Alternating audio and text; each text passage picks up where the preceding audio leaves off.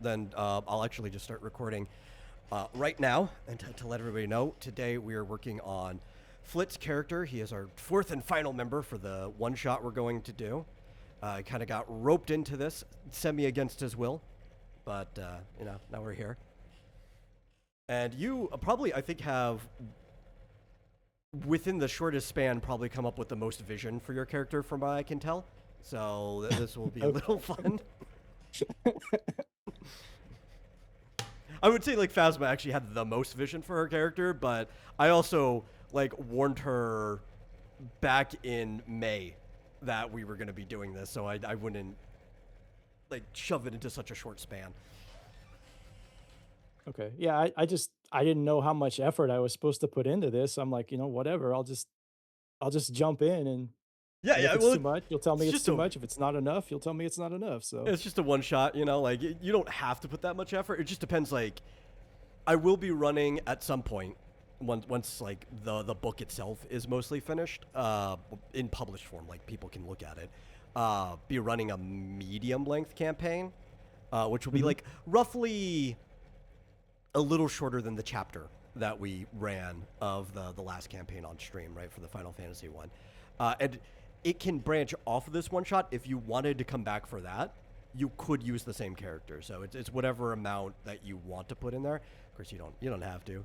I'm already roping you into the one shot, though. I do enjoy when you play with us. You were probably one of my favorite people to play with during that last campaign. It's one of the reasons why I'm bullying well, you you'll into think. this. Probably change your mind after this character. But I do have it set Yeah. up though so that this character can like leave at the end of the one shot or continue on. So, Yeah, that's good. Giving yourself options and everyone else. yeah. So Or like if you actually did for whatever reason like this character and you wanted to continue using it for something else. yeah, yeah. Like we could always just kind of like how you had Borovo, where if for some reason the story or like the way the party was going didn't match his story anymore, he could have been moved into NPC form, and you could have just rolled another character.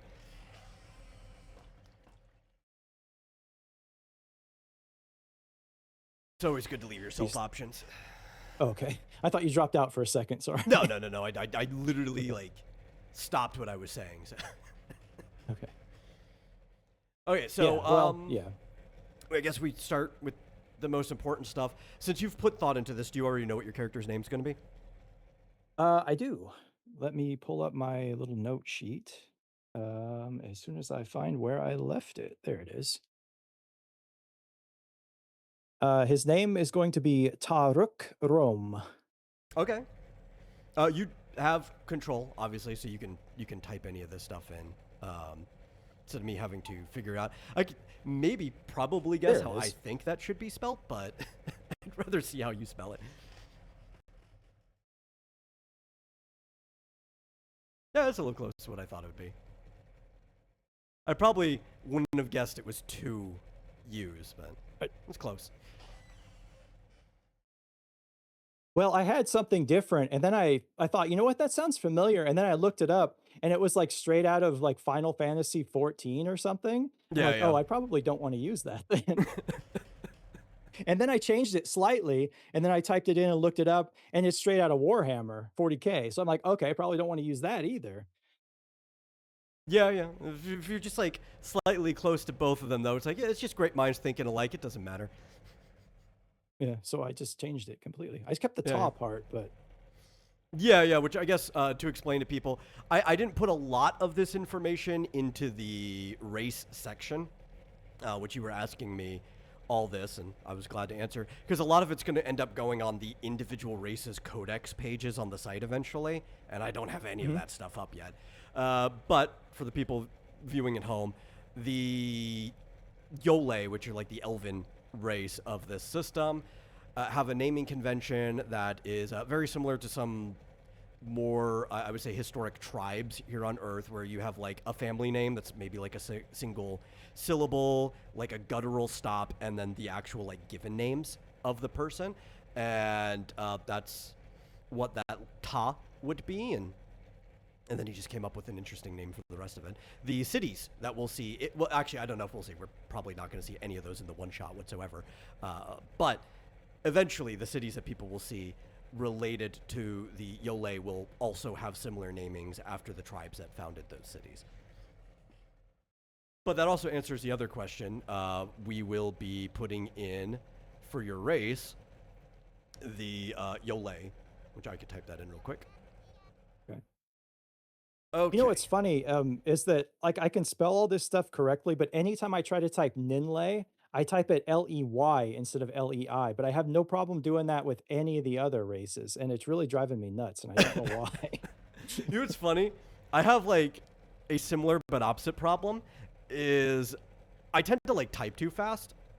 Sometimes I'm not even a particularly fast typer. Just I'm typing too fast for me, and like a lot of times I will just end up typing the I before the E, so it'll say like lie instead, and I won't catch it until later. And then it pisses me off. It's like, oh yeah, I did it again. Yeah. Like, and I'm the one who named this stuff. Yeah, I'll just be going back through my notes, and I'm like, wait a minute, that doesn't look right. It's like, oh yeah, I gotta change that. I misspelled that. Which also, congratulations for at least figuring out the first half, or like the first syllables of my naming convention for the races. You know, you were like right on the money for everything except the Gorole, and I guess that one definitely was harder. Unless you like knew it's like, well, yeah, the Japanese don't have a word for golem, so it's just the start of Gororum.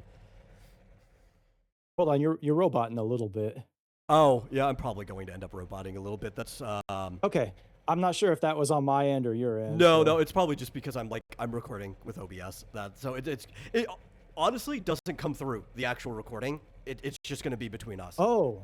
Okay, cool. Okay. Yeah, I did it like the whole time with Phasma and Doc. It was like getting a little bit of crackling, but it was perfectly fine in the recording. Okay. Yeah.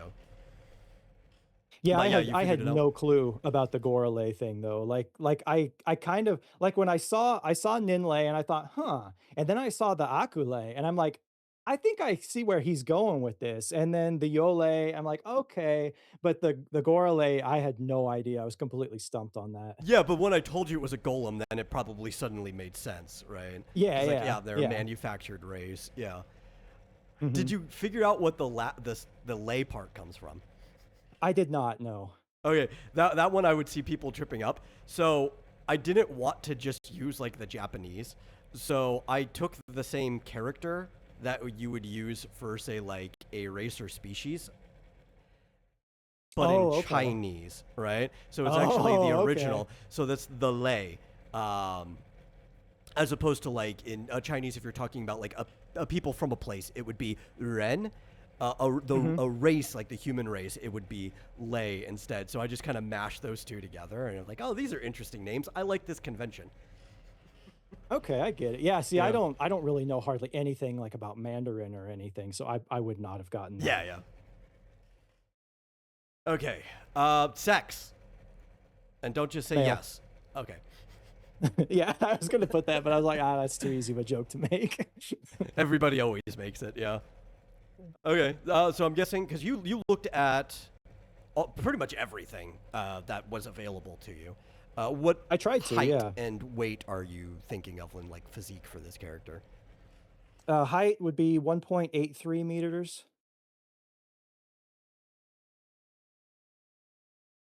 Mm-hmm. And then weight would be, I was thinking like roughly 68 kilograms. Okay. It's just a little bit heavier than me, but also much taller. So I would expect, yeah.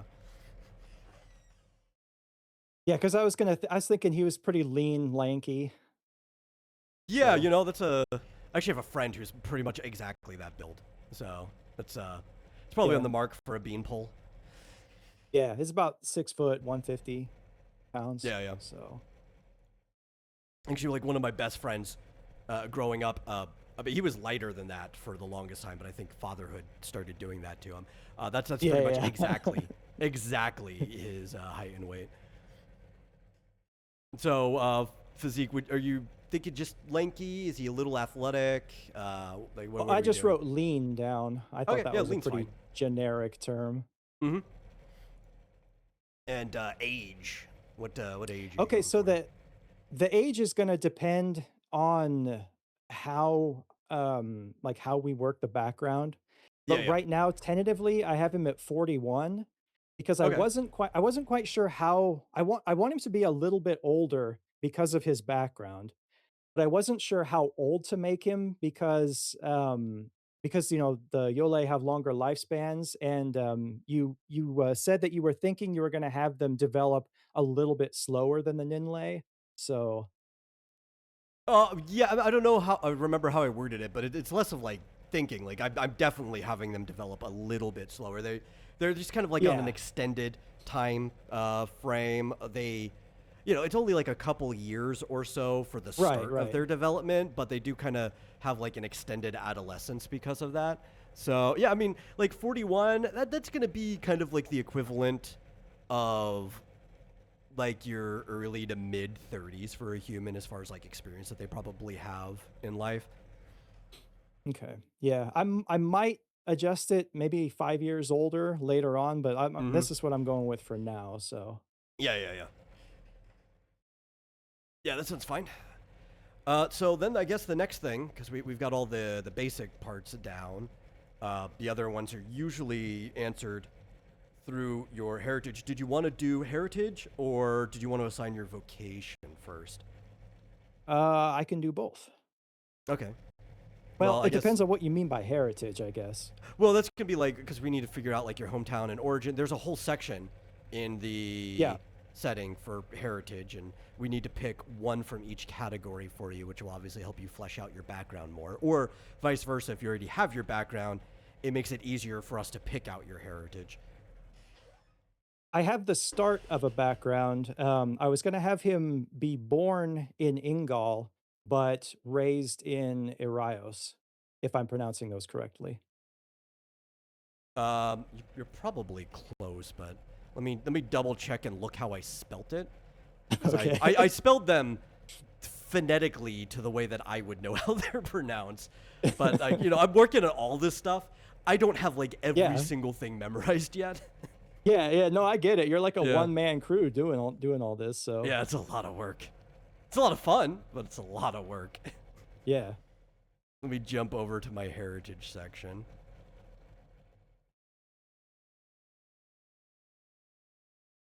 which that will also kind of make it a little easier too, because that means you're for the race part of the heritage. It's literally just going to be the race you're of. Okay, so Say it yeah, again? it was yeah, for the race part of your heritage, because there's like three sections. It'll just be Mhm. the actual Yole, like you were raised by the race you are. Like 99% of people are, but some people aren't.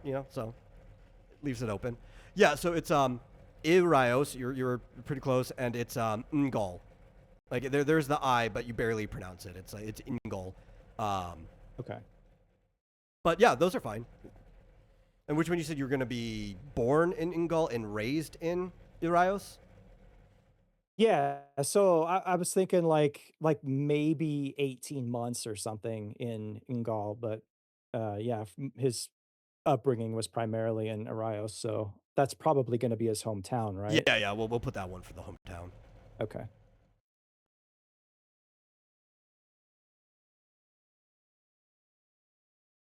I'll get that in. Urios.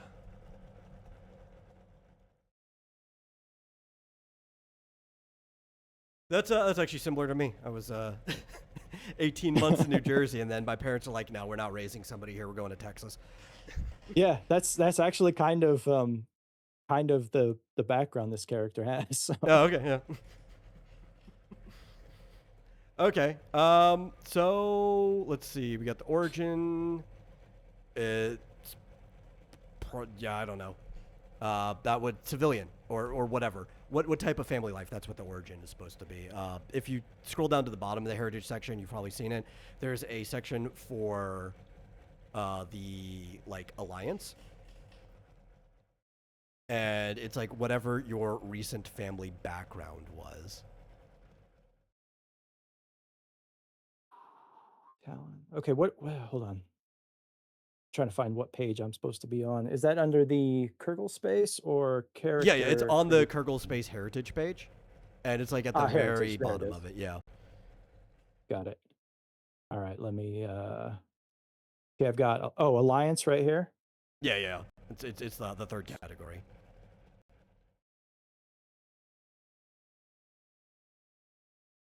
I had I think I completely missed this section when I was reading through Okay, I'm gonna this. let you look at it real quick. Sorry about that. Just like skim over. Uh, it is a little too hot in here for my computer. I'm gonna go turn the air down just a tad. Okay.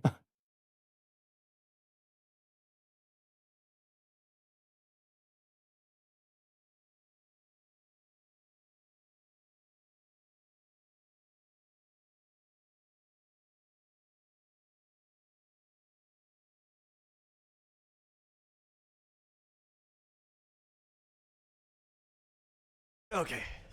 Yeah, my computer's old. It has trouble keeping itself cool. It needs the air lower than I do, and after coming from that walk and then taking a shower, it feels Oh yeah. probably much cooler in here than it actually is to me.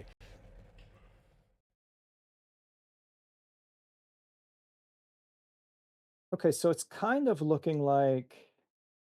Hmm. I don't think it's vassal. Oh, there's more ambassador. Okay, it's almost looking like it would be either civilian family or city assignment. Because the background I was playing with was that his mother and father uh, both were traditionalists, but the father was a little more pragmatic, and he saw how the alliance could benefit their people, and so he moved the family to Arios, and basically got a job at the photon reactor or whatever kind of job Yeah, yeah, a yeah. blue collar worker could get, to try to give his kid a better life.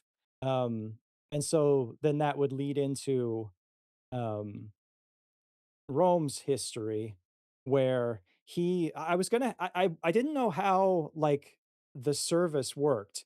If I understood it correctly, is chaos basically the alliance military, and Yeah, then yeah. the freelancers are basically like military contractors. Is that right? Yeah, more or less. You think about it. Part of the inspiration on this is like Starship Troopers, in a way too, like mixing in there. So think about it like Hmm. the service in Starship Troopers, where after you do your initial training, not everybody stays in the infantry or anything like that. Some people end up having like public works jobs in their society. So pretty much the Hmm. entire Kerbal Space sector, their alliance, is controlled by the operational services. Like every major public position is filled by that. So even most cities, if you're an alliance city, like a lot of the uh, even like physical contracting jobs, electricians, septic work and stuff like that, most of that is handled even by the operational services. So you end up like moving into a career path after that if you don't stay in the actual like military sector of it. And the public contractors are people who at least went through their basic service but Hmm. operate in the public sphere. Like they don't have direct service oversight, but they still have to kind of comply to it and everything. Um, it's kind of like almost like a cop going private eye in a way, but still with public oversight. Okay. Okay. Yeah, because initially where I was going with this was I was initially going to have him be a combat medic with chaos, but an incident um, caused him to leave the service, I guess. And now Yeah. he just kind of works as a bureaucrat for the Alliance, Hmm. in whatever city we're supposed to be playing in, in Kino City or whatever, Yeah, yeah, we're gonna be in Kino Um, City. That's where the one shot's gonna take place. yeah, yeah.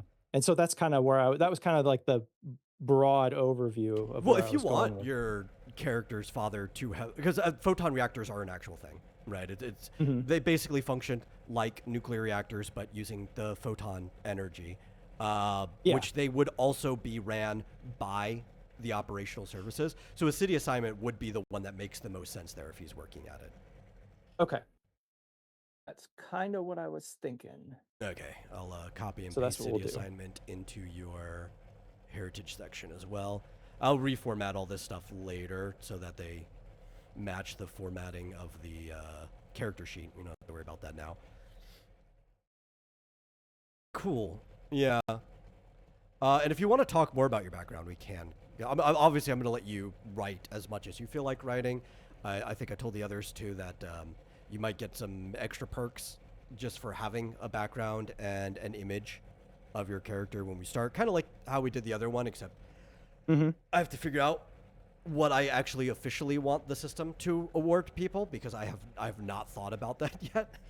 Yeah. I was thinking maybe some Well, extra AP to play around with, like at the start after character creation, like if you want a little bit of like extra to spend, like maybe yeah. 5 for background, 5 for image as well. I think that would probably be an award people would actually want because like, oh man, up to 10 extra AP for a possible other skill, that could be cool. I think that's probably the one that would fit the system the most. I'm still Yeah. toying it around. Well, that also kind of makes, I mean, it's kind of a two-way reward system though, right? Because it also kind of makes your job as the GM easier. The more you know about these characters, the Oh, more absolutely. like you can, make sure that people are playing them correctly and things like that, right? Oh yeah, yeah. Which I really laid into Rick because he's like, yeah, yeah. I loved Manly Cougar, but man, he did not seem I- like the character that he sent me. Rick and I had two completely different interpretations of his character sheet. that was the best part about the character though. Oh yeah, yeah. It was just hard to like try to eventually come to an understanding of what Rick thought it meant, so that I can make him Mhm. play his character to what he thought it was supposed to be. Yeah, I mean, I know it would be frustrating as a GM, but like as another Yeah. player, it was I was entertained by it. Yep. Oh yeah, no. I've rewatched some sections, and it was definitely entertaining. Um, and honestly, I enjoyed it after the fact. It just definitely in the moment sometimes it was pretty frustrating. Yeah. But Yeah, yeah, I get that, yeah. yeah. Okay, so I think that's good enough for the heritage section. Like, if you have any other questions on your background, though, you can ask those now. We can flesh those out, and then you can write everything as you want later. You don't have to do it now. You could fill out. There's the background personality section. Did you watch the other videos in Um, preparation or not? yeah, I kinda did, yeah. Oh, okay.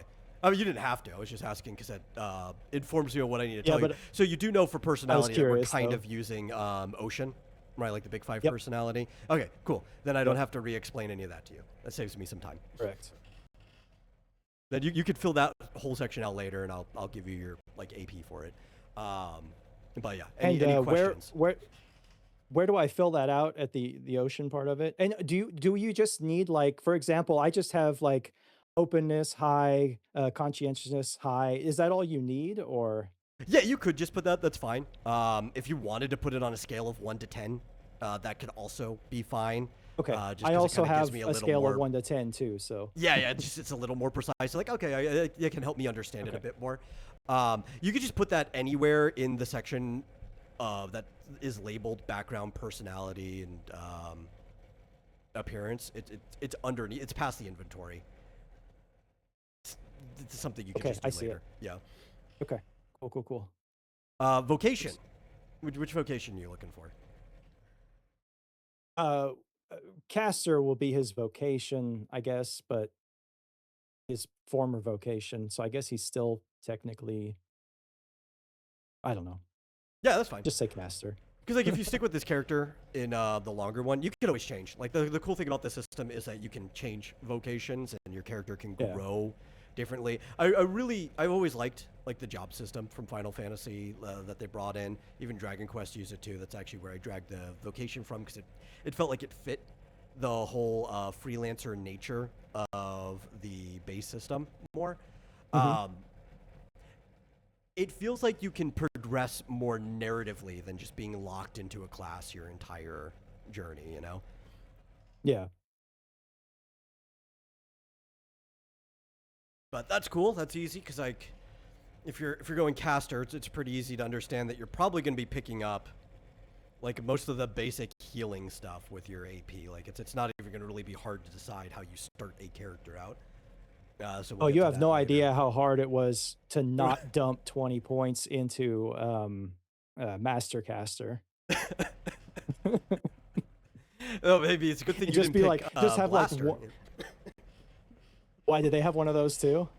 I actually don't remember if I gave Blaster one of those, but if I did, it would have been called Master Blaster, which obviously is so funny you can't not dump points into. Yeah. I was so tempted to just pick like one healing spell and dump everything into like Master Caster, like Yeah, one or two spells. it's like the one spell I have, I'm gonna be really good at using. No, I don't remember if I gave the caster a like scaling ability. I think I might have, where you could just keep dumping AP Yes, you into did. it. Okay, yeah, but Uh-huh. like because Blaster has explosion, and it's so tempting to just only put all of your points into explosion forever and just keep making your, it's like a wizard playing fireball, right? Hmm. Except you get to be Megamine. It's like I just gonna be the best person at blasting. Period. Which is Yeah, why that's because there. that's It's there to be tempting.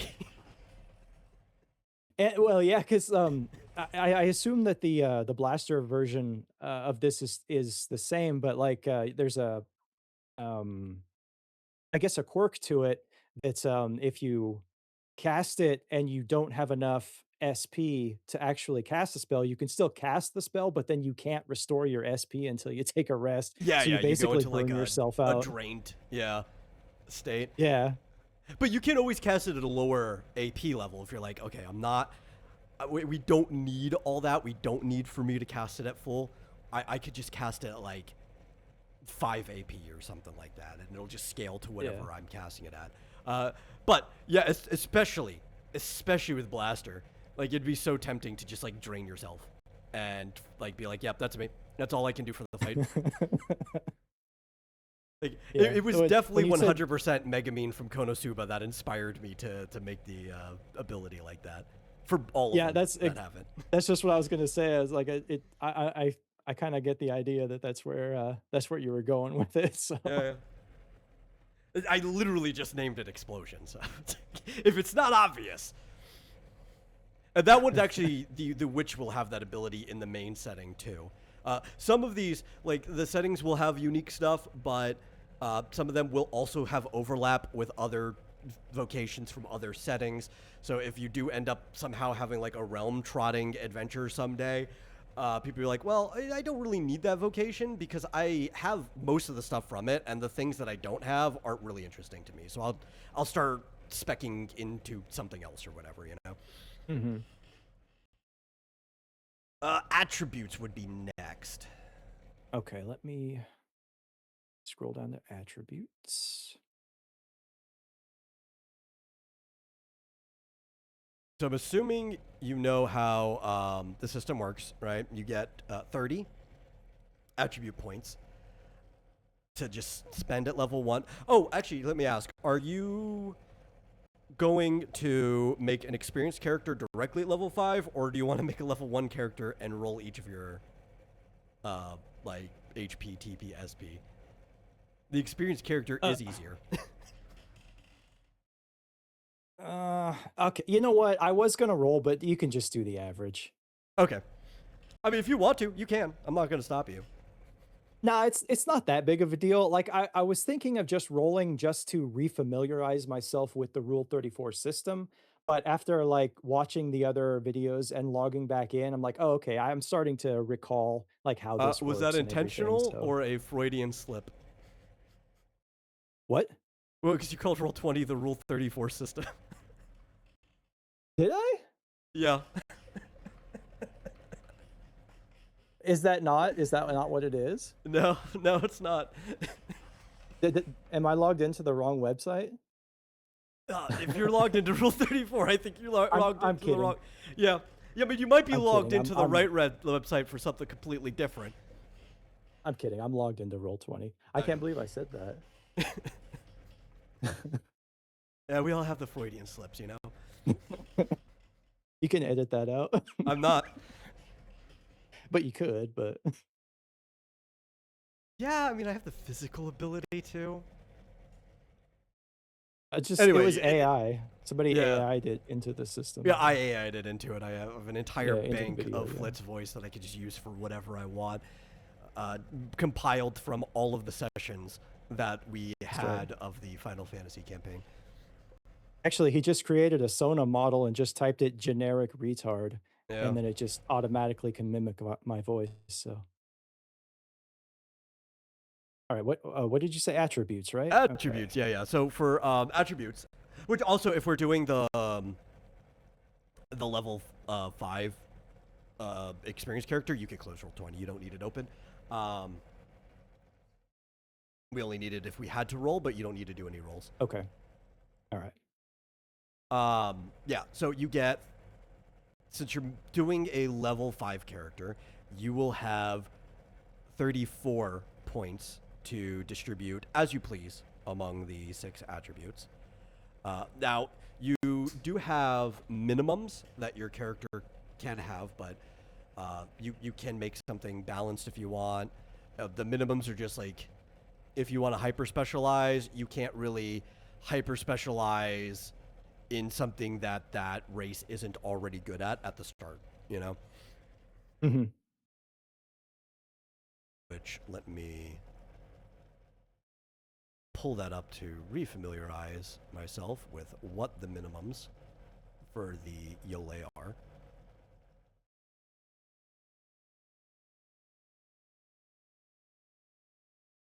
So, the minimums are you are good in might, intellect, morale, and luck, but really poor in vigor, or it's intuition, morale, and luck, vigor, and alacrity. So it's a minimum of 4 in might, intuition, morale, luck, a minimum of 1 in vigor and alacrity. From there, that's like your even spread, more or less. Mm-hmm. You can add all the rest of your points. Okay, so what I was gonna do, I wasn't gonna go, I wasn't gonna do anything crazy with it. I just started with the average for all the attributes. Okay, so So, 633, 6 in the 666. might. Yeah. And then I just added 1 to, it's intuition, right? Intuition, yeah. Yeah. So I added 1 to intuition, 2 to morale, and 1 to luck. Okay. Yeah. That all sounds fine. But was that for? Yeah, because you're getting the bonus for. Yeah. Yeah. So you could just type Yeah, those because in. the average would have been 30, right? Yeah. All of the averages end up equaling 30 for level 1, but you have 4 because you're level Yeah. 5. So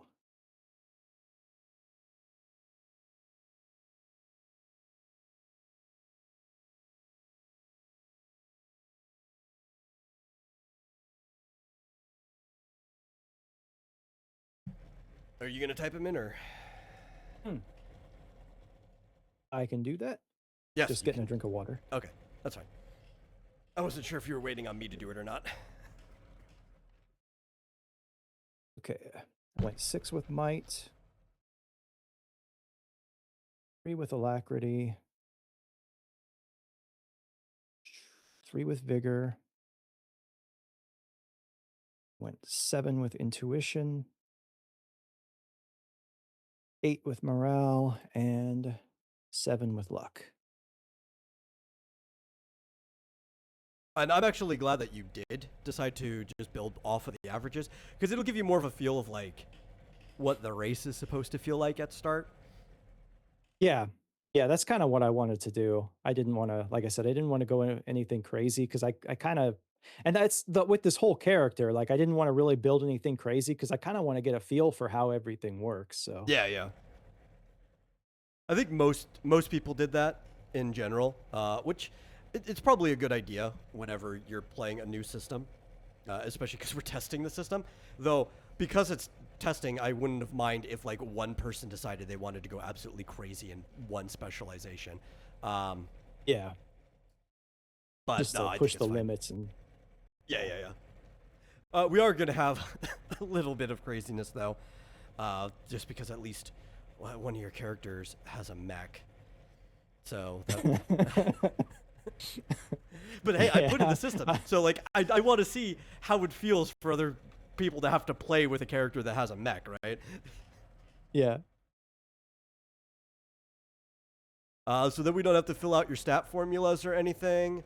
I'll do that later because I have the spreadsheet set up that once I put in your attributes, it'll just like auto compute the other ones for me. Okay.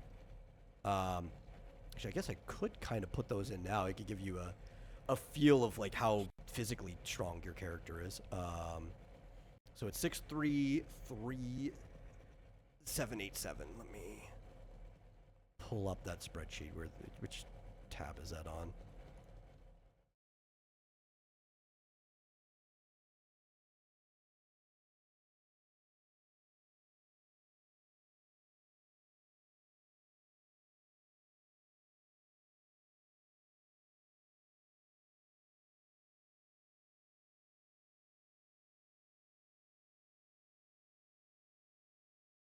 And attributes are AP, right? No. A, I know there's a lot of things that their shorthand would be the same like abbreviation, which is why there's a lot of stuff I don't even abbreviate. Like I only ever use its full name. AP as a currency are specifically ability points. Abilities. Oh, okay, yeah, I've got Yeah, it yeah, written down right here. yeah, Oh my god. yeah, yeah. So your physical defense and magical defense are obviously going to change when you get armor on your character. Mhm. So like I have the real values here too. So the amount of jewels your character could take in a shot is going to change because some of that will be absorbed by the armor. But right now your character can lift like 114 kilograms, which is pretty good. Can hit like strike about 390 joules, which is about a little higher than your average kind of like casual boxer, like somebody who exercises, but they're not really competing. They just box at the Mhm. gym. Your jump is about 3/4 of a meter, which is a pretty good jump, all things considered. And your speed is about 3.6 meters per second. So if we were doing this in squares, which we won't be, we do a meter per square. So your character would be able to move rounded down 3 squares a turn. I feel like So I that's a am pretty once good start. again the slowest character in the group. Maybe I'm trying to actually no. I'm Wait. pretty sure Doc's character is the slowest in the group. Oh, okay. If you watched his, he has a very overweight, lethargic clown for a character. Yeah. So I think you're actually good on that one. You are not the slowest character in the group. I don't know how I'm gonna be able to deal with that. I know you're kind of used to being the last roll, right? Yeah. Okay, so the next thing we need to do, because you're taking the averages, I can just plug and play your HP, TP, SP later. Assuming you're probably going to have more SP than anything, which is what you would end up wanting as the healer. I think you've probably gathered from now that one of the reasons why, at least especially at the start, your TP and your SP can be about as much as your AP, though AP can scale faster because you can end up getting more dice roll for them, is because it's a resource tight system. You only have like so many pockets you can hold things in. You don't have like that video game stack of Yeah. things. So you have to like if you're out of the city, manage your resources really carefully. If you end up doing a dungeon run, well, you're like, man, I can't afford to use SP right now. We're going to need it later in the dungeon type situation. Yeah. Let's see. After that, trade offs. Did you want any advantages or disadvantages, or did you want to play your character mostly clean? Okay, so this was I wasn't sure. I did pick one advantage and two disadvantages, but I wasn't sure if like I needed to go more or what. So that's I was gonna kind of go over that with you a little bit. Okay, yeah, yeah. That's why we're here. Let me see where I put that. Because the I wanted these two disadvantages, but I didn't really like care about an advantage to be honest. Yeah, I mean, But I you don't need an advantage, right? But it almost feels like a waste if you picked up enough disadvantages to have an advantage not to pick one up, right? Yeah, and so I just picked ambidextrous as the advantage because I thought, maybe I could, Yeah. I could probably get away with that lore wise or whatever. Yeah, yeah. Um, It's not a bad one to have. and then I picked addict as a disadvantage because I figured, again, based on his backstory, he's kind of got a little bit of PTSD, so he needs a little something to take the edge off every now and then. Oh, okay, yeah, Um, yeah. Which we also, so I was there's a gonna have it. disadvantage that works into PTSD as well. What's that? Let me find it by name in the disadvantage section. It's oh god, what was the name of this one? Because Doc ended up picking it up. Melancholy, right? Because melancholy is it doesn't have to be specifically melancholy. You could be having uh like a shell shock flashback or whatever. But this character sometimes just doesn't feel up to it. Before any full action or task check, you must roll a 20% fixed chance that they just might not do it or skip their turn or whatever.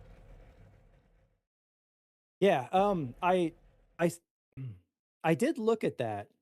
But that's where, because Shadowplay was the other one that I Yeah. was gonna take.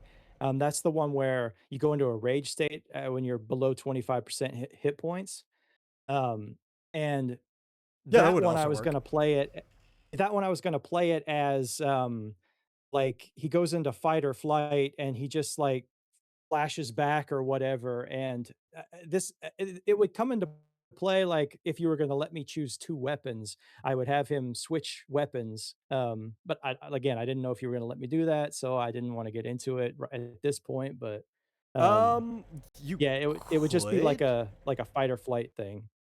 So here's the thing, and this will come into play with equipment. So like, I don't think you know this because it will be in the equipment section of the main book, and I don't have that up yet because that explains like Mhm, all of the little odds and ends of how equipment works. But you pretty much in both your hands, because your hands count as like whatever your weapon equipment is. You could be wearing something on your feet like the photo skates in this setting, and it would still uh-huh, count as your hand equipment, right? You would have shoes underneath right. the skates. Um, but so you can have those carried for free. By default, you only have like 4 pockets on your character, which have small Mhm. storage slots. And most weapons take up a large storage slot. The smaller ones, for the most part, take up a medium. And the only way you'd be able to carry like another weapon on you is if you had they were a medium-sized weapon and you had like a backpack which comes with a as an accessory as a medium storage slot, or if your other weapon was a pistol. Like if you have a handgun, handguns actually only take up a small storage slot. They're the only like auxiliary weapon you could really just have on you. Alright, you cut out quite a bit there, but, a pistol was exactly what it was gonna be. Oh, okay. Then yeah, yeah. If it's a pistol is what you want, then like that one would fit in one Mhm, of your pockets. Yeah. okay. Yeah, because the lore reason I was gonna have, to justify it was that, when he was, a combat medic, like, the enemies that they were going up against made no distinction between, like, combatants and medical personnel, so that, the his unit or whatever group he worked for forced all medics to carry a primary weapon and a backup weapon. And so even though he's no longer in the service, he still carries the pistol with him all the time, just sort of like as a comfort thing. And Yeah. I was thinking like when he goes into the shadow play state, it like again, reverts back into that oh my god, we're all going to die, fight for our lives. And so he just basically drops his staff, pulls out a pistol and uses that as his main weapon. And I was perfectly fine with like sacrificing a full turn in order to swap weapons like that if you were to Yeah, allow you me you do to have to like do that sort of thing. use a full action to Yeah. swap weapons. Um, which I believe that was described in the basic section under actions. It does show that swapping weapons is a full action. Um, Yeah. yeah, you could do that. You don't have to drop your staff technique. I mean, if you want to role play it, you could. So this will also be explained in the equipment section. Two-handed weapons or even other one-handed weapons, but specifically two-handed weapons can still be held by one of your hands if you're only pulling out something that is held by the other hand. You just can't swing it or use it while another one-handed weapon is equipped, right? And because your character is Right. like ambidextrous, though, Mhm. you don't even have to like switch it over to your main hand or something. It'd be like whatever hand's convenient. That would end up working out really well. You would just obviously have to, I guess, once you get out of the rage state, holster your gun again before you could actually use your staff. Yeah, and again, I'm perfectly fine sacrificing a full turn to do that. That's not an Yeah, yeah. issue. So Yeah, no, that actually that works. Yeah, I think and that's ambidextrous is kind of why I actually the take best thing you could pick up for that. Yeah. yeah, and that's kind of why I was leaning toward ambidextrous was specifically for that particular like role play aspect or whatever. Okay. Yeah, I'll just I think those are fine. I don't know if you need anything more because uh you seem to be actually thinking about this and picking it up for character lore reasons. So I think these are probably fine. So it was addict and shadow play were your two disadvantages. Yeah. Copy paste those. Reformat them later.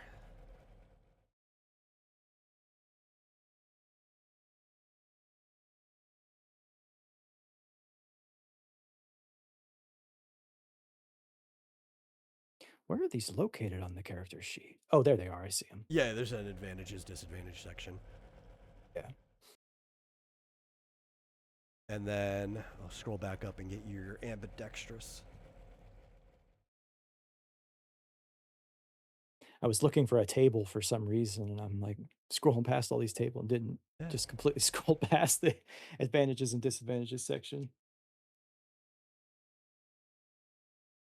Yeah, I really liked, which is not the only game I've ever played that has a system, but I liked the way the advantages disadvantages system was set up in the last game we played. Except I didn't like how it was weighted. I applaud them; they put a lot of effort into the weight, but the problem with that, because it was a very very almost strictly combat focused system, that it was really easy to meta game it by playing with the weights. And I'm like, nah, I don't want that. So my thing was the weight of everything here is its name. And some of them they tell you can pick it up multiple times. And for every name you advantage you have to have twice as many disadvantages because Yeah, because it flawed was characters are more fun to play. And also, it's like if you really want some of these good things, you're gonna have to shoot yourself in the foot. yeah, because it was like a straight one for one trade in the Final Fantasy system, wasn't it? Yeah, sort of. It was 10 points max for advantages, and you had to have the same amount. Yeah, but then each one had like an individual weight for the points. And I'm like, yeah, I'm not with that. Everything here's 1 point. I'm not gonna let you just like, oh well, unless there are some of these that stack, right? So you could have like a really bad learning disability, and that could be like most of your, or like you could have really bad perpetual debt. That's fine. Yeah. But also they get like progressively worse the more you pick them up. So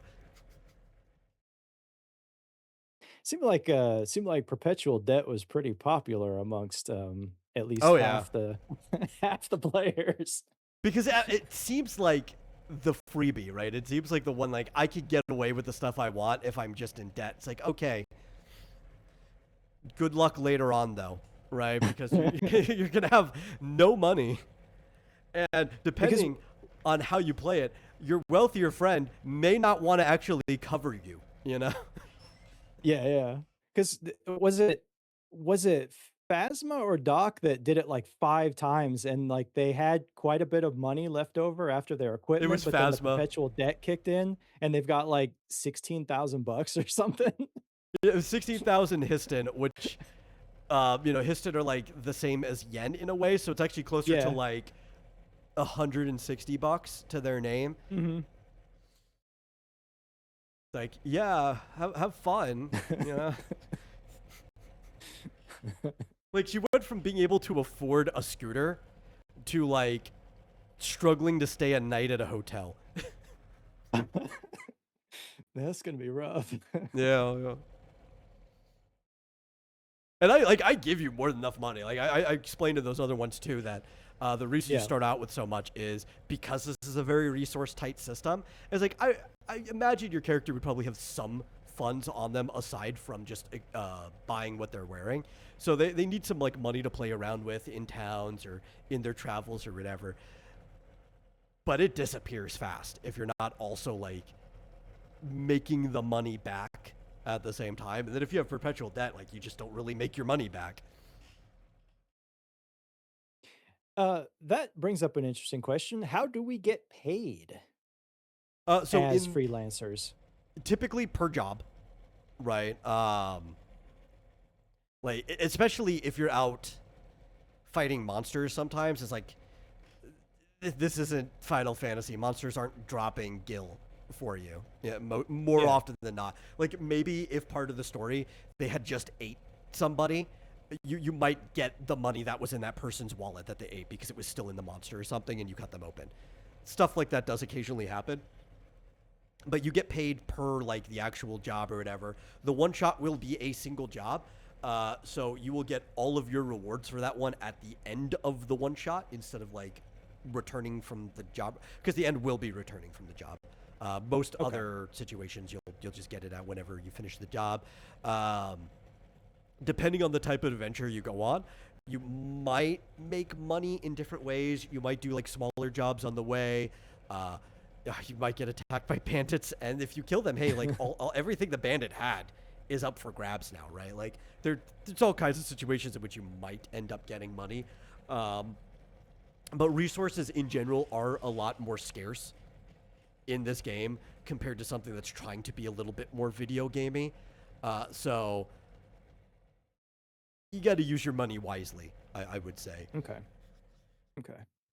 Yeah, and honestly, like I think that was like both a positive and a negative for the Final Fantasy TTRPG, because it was kind of fun to play it like a video game, but the problem was is that it was, playing it as a video game, made it like more difficult to play it as a role playing game because you really kind of wanted to play it as a video game rather than a role Well, playing I game. And also so, slightly blame that on some of the other players in your party because I was giving you guys plenty of opportunity to role play. But yeah, you kind of like get into a mode, right, where it's Mhm. like, well, yeah, let's go out and grind. It's like, yeah, but you don't need to. Like, I'm not Yeah. making you grind. You can get experience and stuff from other things. I will at least anything that I prefab, and we will be playing something that is going to be designed to be the one shot like prefab for this setting that will be put up for free on the website for anybody to run if they want to get into this setting. It will have all of the sections for like rewards and stuff like that for the players built into it. It'll give plenty enough for the players. You will, regardless, at the end of this one, since it's designed to run from level 1 to 5, you will get enough experience to go from level 5 to level 6 for completing it if your characters survive. Though it's an intro one shot, so man, if any of your characters die in this, I'm gonna laugh so hard because it is not designed to actually like obviously the threat of death is going to be there. It has to be there, but like you shouldn't die in this. But like if you didn't want to be level 5, if somebody wanted to play this at level 1, you would still get all the experience from going from level 5 to level 6. You would jump up a few levels because this one shot is designed to kind of like branch into other campaigns and stuff afterwards, right? Hmm. But you'll get So EXP rewards, AP rewards. You'll get money for completing the job, stuff like that. So, a GM who wanted to run this, if they were starting their characters at level 5 like we are, when they complete the campaign, they'll be level 6. But if they were starting the characters at level 1, like if they Or didn't want any to start at level level in 5, between. Yeah. they would gain enough experience at the end of the campaign that all of their characters would basically be at level 6. No, no, no. They would get the experience that you would get from going from level 5 to level 6, right? So, Okay, okay. which would still, like, at level 1, that would be enough to jump you up, like, a few levels. And, Mhm. like, the combat's very potentially bombastic, I would say, in this game, where, yeah, I mean, at the start, it might not feel as much, especially if you make, like, a really balanced character. But because of the heavy swings it can have, combat against regular mobs will probably often only last 1 to 2 rounds, right? So even Okay. jumping at the start of like a level 6 campaign or whatever, if you're level Mhm. 3 or 4, you're probably still fine, depending on how you made your character. Okay. Oh, of course, that also depends on how your party plays it. You guys can all be level 6 and not be fine. Well, yeah, that's true. That's another reason why I'm making sure you guys are starting at level 5, because I want you guys to have, as like a demo, the best possible experience for a start here. Also, knowing some of the people playing in your crew, because you do have to play with Rick, and you don't know Doc, but you do also have to play with Doc. So Well, I mean, I don't know Phasma either, no, so no, no. But I'm not including Phasma in the you have to play with that character or that player category. oh, okay. Phasma's in the you category of having to play with the other players. Oh. Well, you, I don't know, man. But when we get this started, there it might be the other way around. It's like, "Oh my god, we gotta play with this guy?" Like, what the Yeah. I don't know. Borovo was probably one of the more competent characters in the previous one, and you're kind of in a not the same motivation, but you're in like a similar typecast as last time too. So Yeah, that's fine with me. I yeah, actually don't mind that, so yeah. I mean, I gave you options, and you decided to lean back into like the white mage style class again. yeah. Because you still could have provided healing with either of the two options. I guess this one just seemed the most interesting to you. Yeah, well, because I was bouncing between, caster or outrider, but, I thought, well, I'm a little more familiar with this kind of play style, so I think I'll just, fall back on this, especially with it being a brand new system. Like, I don't know how far outside the box I wanna go. Yeah, yeah, Um, yeah. but yeah, because an Accolade was I was gonna do an Accolade Reaver, I believe, but I think, um Phasma was a Reaver? Is that right? No, Phasma's a Slayer. Oh, maybe it was Slayer. I Yeah. don't know, whatever the one that fights the Dark Brood. Yeah, that's the Slayer. They're like the monster hunter Okay, class. yeah, Yeah. yeah, that was the other one I was toying around with, but, since there was already a Slayer on the team, it's like, "Ah, okay, well, I'll just go with something else then." Yeah, And yeah. plus, Doc I almost don't picked a Slayer too, and he decided to pick a Blaster instead. Mostly because I convinced him, but yeah, well, I mean, look, the Slayer is an appealing, yeah, it's an yeah. I mean, big appealing sword. job, so Who doesn't like big sword? You know, like that's right. And Accolade are stupid, so, I'd be like, "That's great," I like playing the big stupid guy who just rushes into yeah. things. Yeah, yeah. Well, but Accolade are more like, staying in the shadows. They don't really, like, rush in and Yeah. hit things head on, so That's why, like, of the sort of fighter-esque classes, or the vocations, the ones that are uh, more of theirs, like the gladiator, because it's more of like a skill class for fighting, dueling and stuff like Mhm. that. And the reaver, which actually comes from their heritage, which is the one that's kind of like built for jumping around between locations and stuff. Yeah. Which is like the only class that by default gets to have two completely different weapons equipped, and they don't have to waste a turn switching one. They just get to go between their curved blade and their photon bow, just back and forth. Well, that doesn't seem fair. Yeah, well, you also have to have the vocation equipped to be able to do that.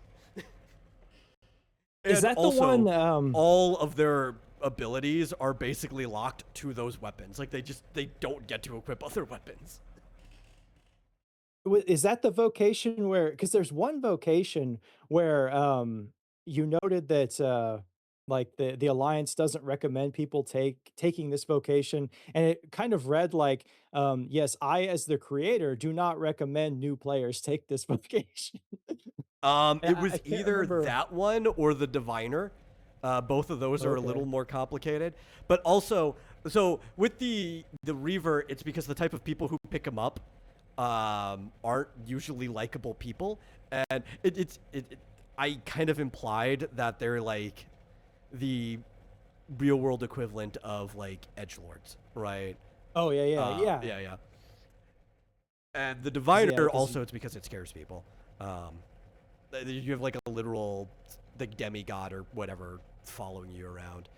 It yeah. freaks people out. Oh, that's just how I read it, and I just got a kick out of it. I thought it was Yeah. funny. Oh yeah, yeah. It's like there's like a bunch of like 4chaners or whatever Yeah. as a vocation. Yeah. Like it's because the curved blade isn't quite a katana, but the katana would fall into that class of weapons, right? Like it's a weapon that is more uh it's even more curved than Japanese blades are. But like the type of person using it is the type of person like I've spent 1,000 hours mastering the katana, you know. Yeah, yeah. Well, while you were making a TTRPG, I was mastering the photon blade. Yeah, it's like and they tend to work well together. They'll also step on each other's toes a lot, but the only reason they tend to work well together is because they're the only people that will tolerate each other. Yeah.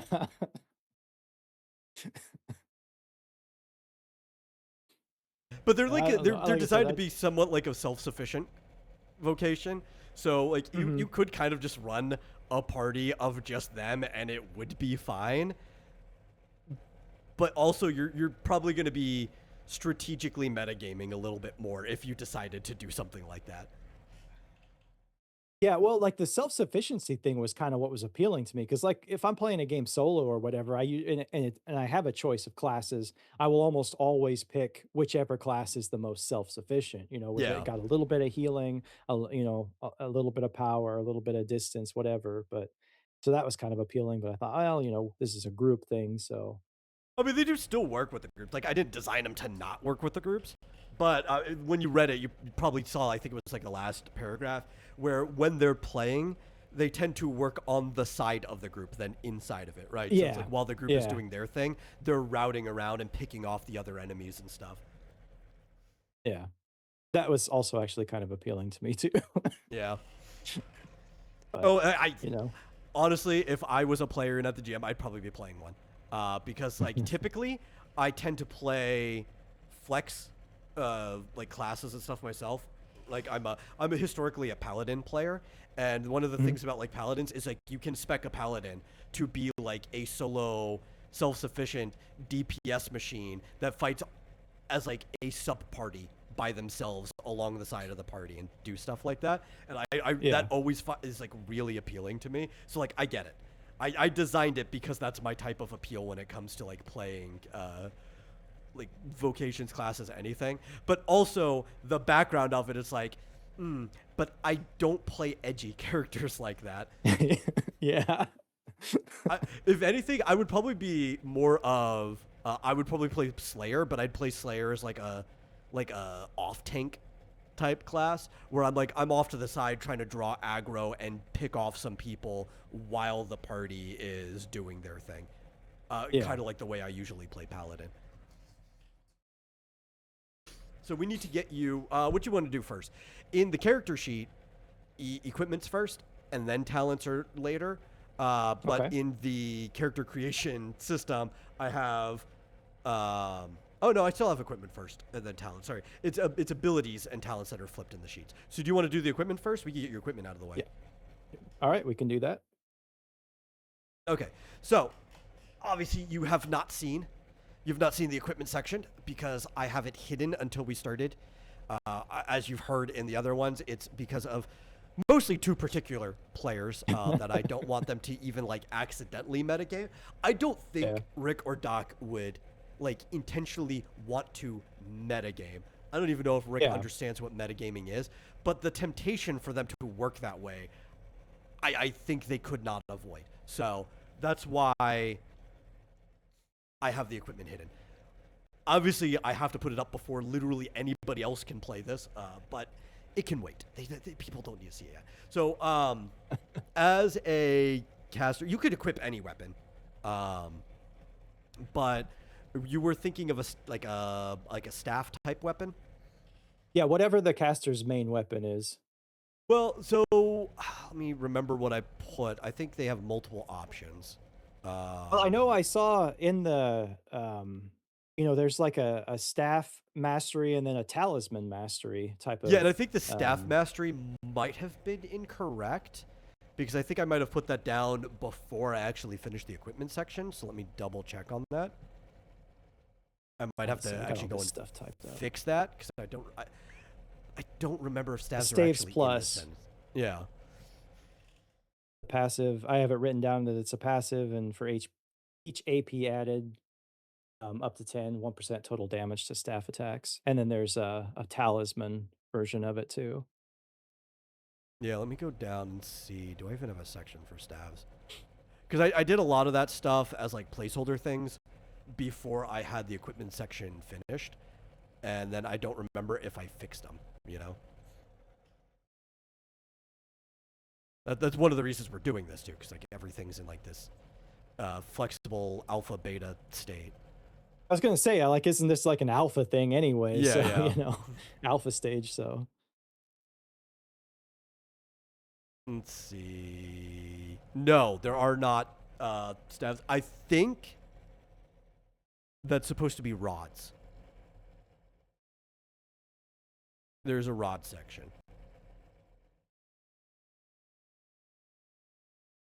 So, I mean, you can still keep it if that's what you're looking for. You just change it to rods plus. I'll go fix it in the caster section later. okay. But they use talismans and rods are like the main things they get buffs for. So were you looking for a rod?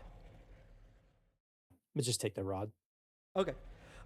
So you've probably gathered from the other ones. We use like a tiering system. And it starts with F, goes up to A and then S, double S, triple S, and they kind of like match like your expected levels. Technically, at the start, you should only have access to F, but I'm giving you access to F and E tier weapons. So the rods that you have access to is your character currently in the service? They're not like in. No, they're not in the service. They're just working for the bureaucracy. Strictly like public contract and bureaucracy and stuff like that. They were because it was an service, option not currently. that you could be an active service member, and if you were one, then you could have actually started off with an entire set of service equipment that you did not have to pay for. But if you're not active, then you do have to buy your equipment. So your options are at F tier. And all of these are basically going to be the same damage ratio. So at F tier, it's going to be 2 times striking plus a D8 because rods are a striking weapon. You have an iron mace. That's like your basic rod. You have a shepherd's rod, which gives you plus 10 faith on equip. You have a vital pull, which gives you the ability ping back on hit. It's the one that's like sensor, right? It gives you your target's current HP when you hit them.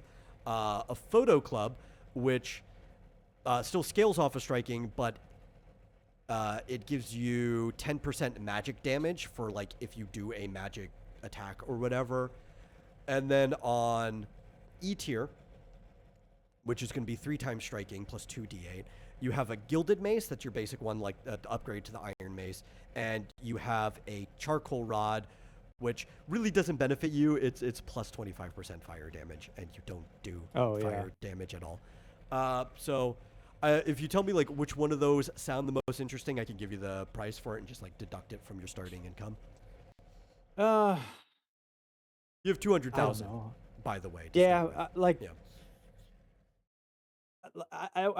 I didn't think there were actually going to be multiple options. I thought it was just be, okay, here's the rod or whatever. Yeah. I don't know, like, I guess you could just go with like the photon club or something, because I don't anticipate actually ever being in melee combat. I mean, so that's actually why I think the shepherd's rod would probably be the best one, because it gives you plus 10 faith, which is also what healing tends to scale off of. Oh, okay. Yeah, let's just do that then. Okay. Yeah, I could give you recommendations. That's not a problem. I just gotta kind of let you know what your options are. Yeah. There's only like a couple of things that I absolutely want, and the rest of the equipment can just be whatever is most lore appropriate for this character. Yeah, and since you're going to have a gun, I think we'll just put it in your offhand thing anyway, just so we know it's there. And I guess we'll go pick you up. I'm guessing for that one, you're probably just going to want the most basic handgun, right? Yeah. Can I just get like a service revolver or something? Oh, like you still have your service revolver? Or whatever. I mean, not, it doesn't necessarily have to be like his old service weapon, because I don't know if they'd let them keep them or not. But I wouldn't imagine either. Yeah. But otherwise, yeah, just whatever the most basic, basic pistol would be.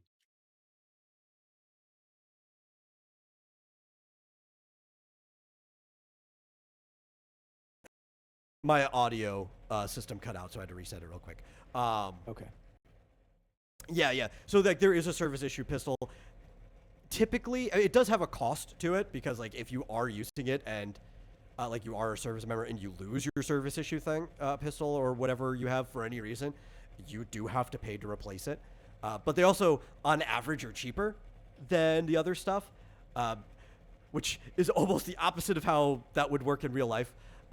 They just have I guess because they have like an all-encompassing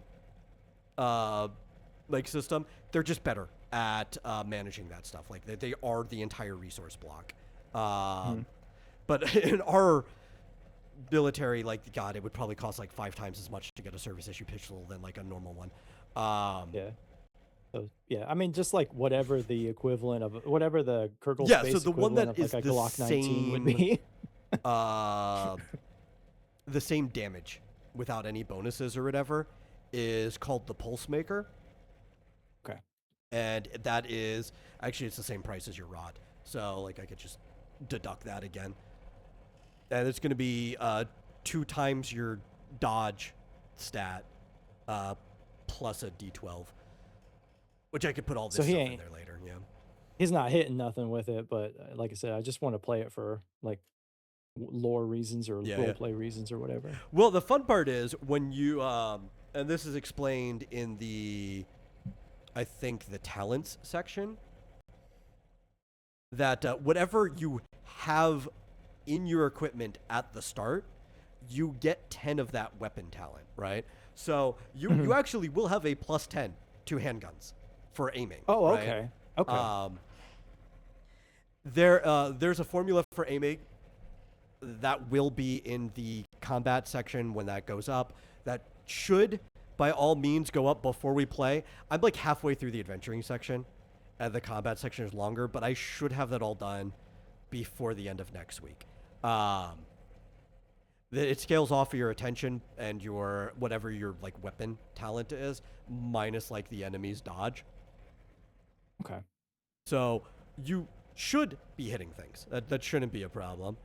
But the only way to increase weapon talents in this game is by hitting things. Every time you hit something, you get +1 to that weapon talent.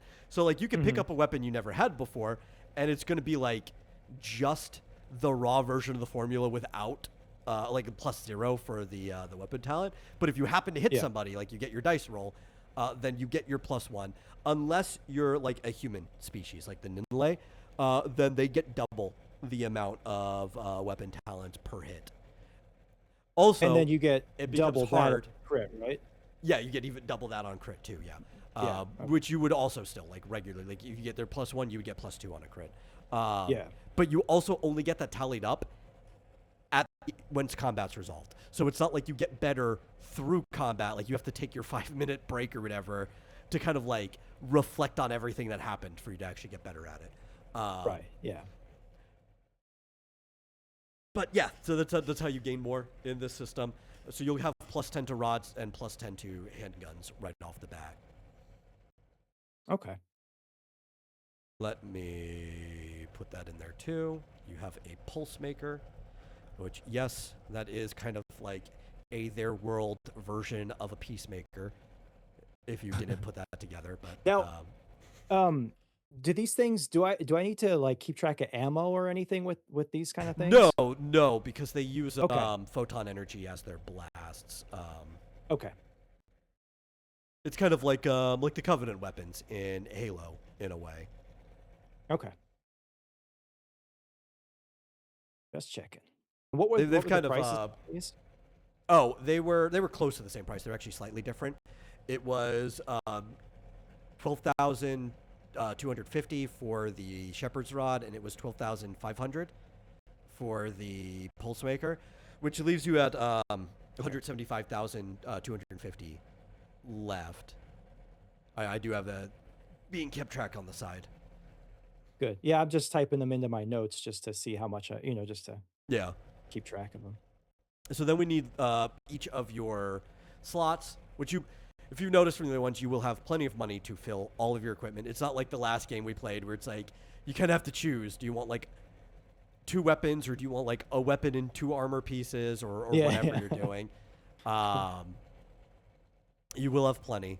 I want people to feel like they're fully decked out, because like honestly, unless like you're that type of person where you're like just blasé, who would go off on an adventure without being fully decked out? You're like, if you have the ability to, it's like, man, if I knew I was doing something risky like that in real life, and I was just like a normal person, I'd be going to the Sports Authority and be like, okay, let me get like the football guards, let me get like shin guards, like everything I could. Let me deck out as much as I can to deal with like the cougar in the town or whatever, right?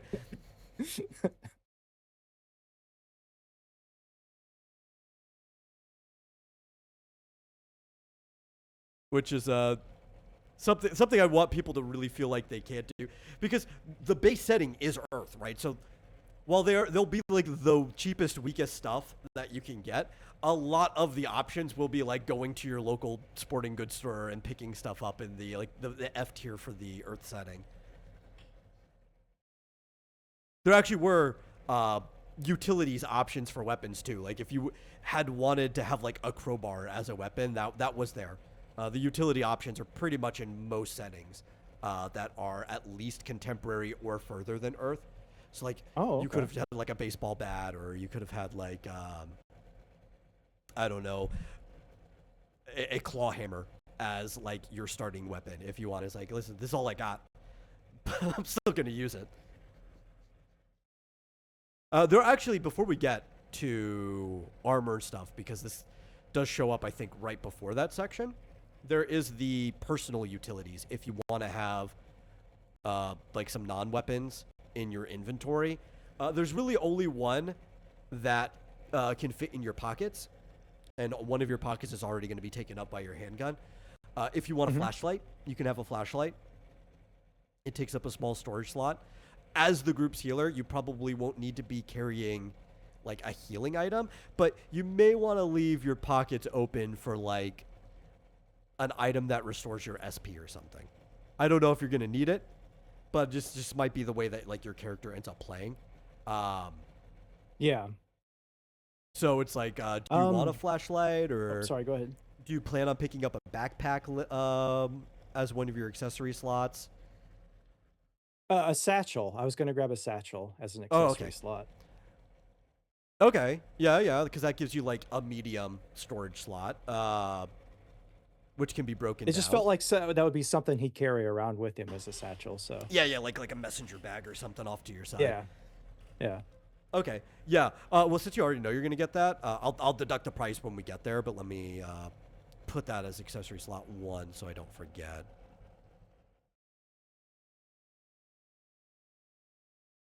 Okay. Well, that also, if you don't end up actually filling the whole thing with a single like medium slot, that gives you like a couple more small storage slots.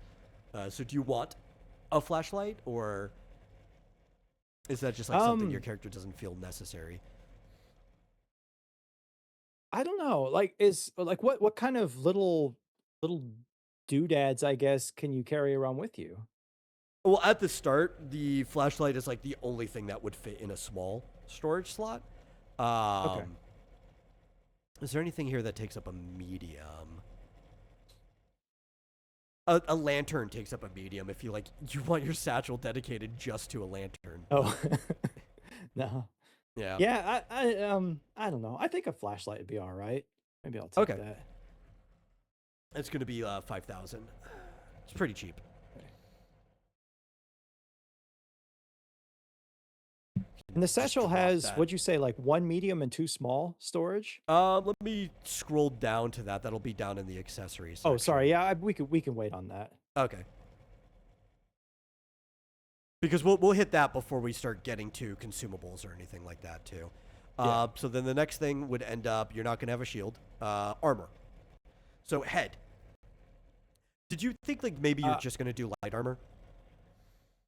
yeah, but in the head, that was another spot. I wanted specifically a circlet class helm. Oh, I okay. was pretty sure you said there was In like a in circlet or something. the E tier, yeah, there's a gilded circlet, so it's like it's not gold, but it's got like gold leafing on it to cover it up. Mhm. And that's like 11,000. Yeah, you totally. And that one's even. That's +4 to both PhD and MD. So yeah, we can put a circlet in there. You said 12,000? Yeah, Okay.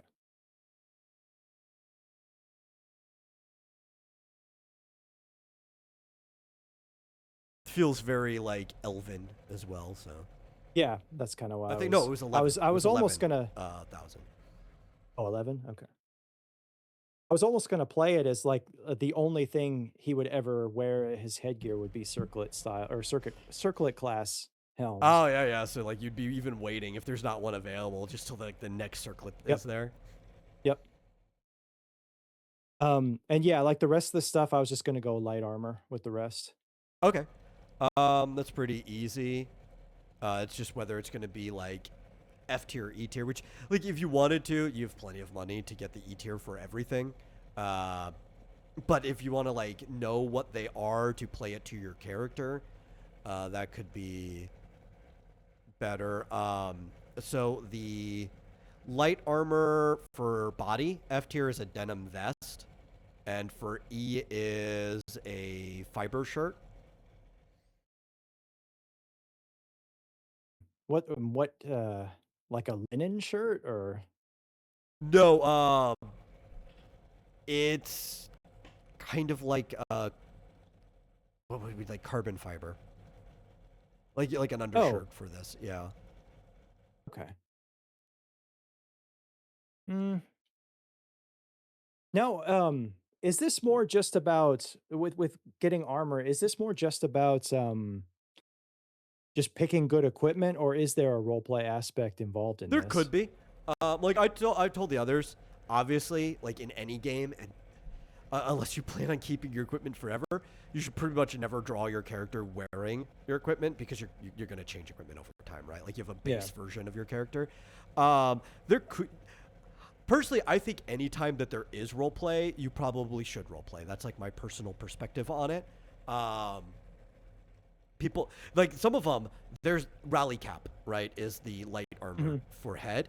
It literally has like a bonus that says look silly. So sometimes, if something would impact role playing, there will be like a buff or debuff in the bonus section that will let you know it's like, oh, that doesn't have like a stat next to it, but it does specifically say it looks silly. That might impact how people see my character. Okay, yeah, because that's where I was going Yeah. with this. Because 'cause I'm like, is my character gonna be, like, if people are walking passing him down the street and he's wearing this denim vest or whatever, is that, like, gonna be the type of thing that my character would actually be seen Yeah. out in public wearing, you know? Yeah, and, Because like I at know you least I said, know that, yeah, Rick when you and Doc both really heavily only pick stuff that they thought their character would be wearing. mhm. And then for Phasma it was easy because there's already just like a lot of baseball stuff in here and sporting equipment, so it's like, yeah, I'll just pick up all the baseball stuff.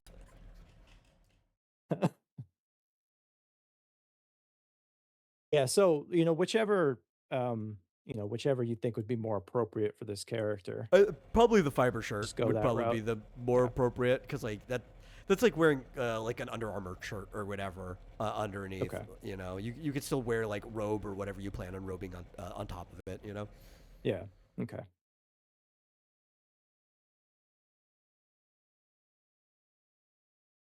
and that's going to be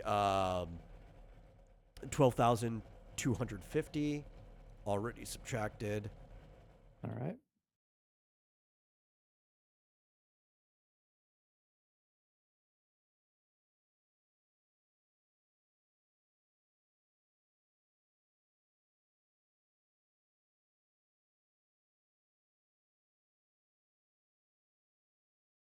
Let's see. Then we're going down to arms.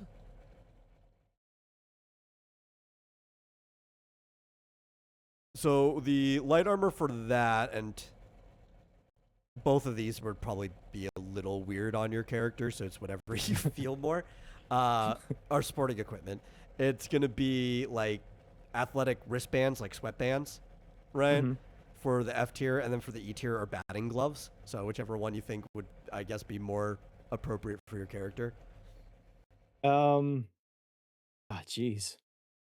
I don't know, is he the Or type of guy that wears you could have gloves? a Or party bangle, which is like one of those like rubber wristbands, you know, that you would get at like a party. Oh. What what does that do? So it gives you plus 15 resistance, like status res. I don't know, it sounds like something that's, would be pretty useful, to be honest. It is useful, you know, but it's also like a colorful rubber wristband that might have words Yeah. printed on it. I don't even know what words to be printed. You could like uh put whatever your character would be like. Oh yeah, it's got like etched into it, like my home city or whatever. Who knows, right? Like Yeah. those things have literally everything etched onto them. I mean, like, obviously, as a player, I would take that, but, I don't know about my With your character, right? Would your Yeah, can character we have that justify it? over having like batting gloves or athletic wristbands, right? Like looking at the alternative. Or Yeah, actually, I mean, would like your character have medium armor for it? Would you would just driving gloves? Like there's also that is an option, right? Like maybe you would step out of the light armor because driving gloves just makes more sense. hmm. Yeah, I suppose I could probably rationalize driving gloves, Yeah, yeah, okay, we could do that. like, from a role play aspect, like, even though I would really like to have that wristband, but I mean, if you could rationalize it, you could have that party bangle, you know, like Yeah, the party painting. No, I'm not gonna worry about it. Okay. That's going to be 2,500. All right. Oh, the non-E tier stuff's pretty cheap, huh? Oh, yeah, yeah. Since you're starting stuff, you know? Yeah. Because, like, E tier is supposed to basically start at level 15, right? So, like, that's the jump Oh, yeah. between them. I'm just giving you guys the opportunity. And it doesn't feel like a huge jump in how much armor, or like how much physical defense and magical defense each individual thing gives you between level 1 and level 15. But part of Mhm. that is because this system gives you 5 slots for equipment. So when you add it up, it's like it starts to add up fast. And there'll be like a bigger jump between like the next tier because how fast everything ramps up in this system. Yeah.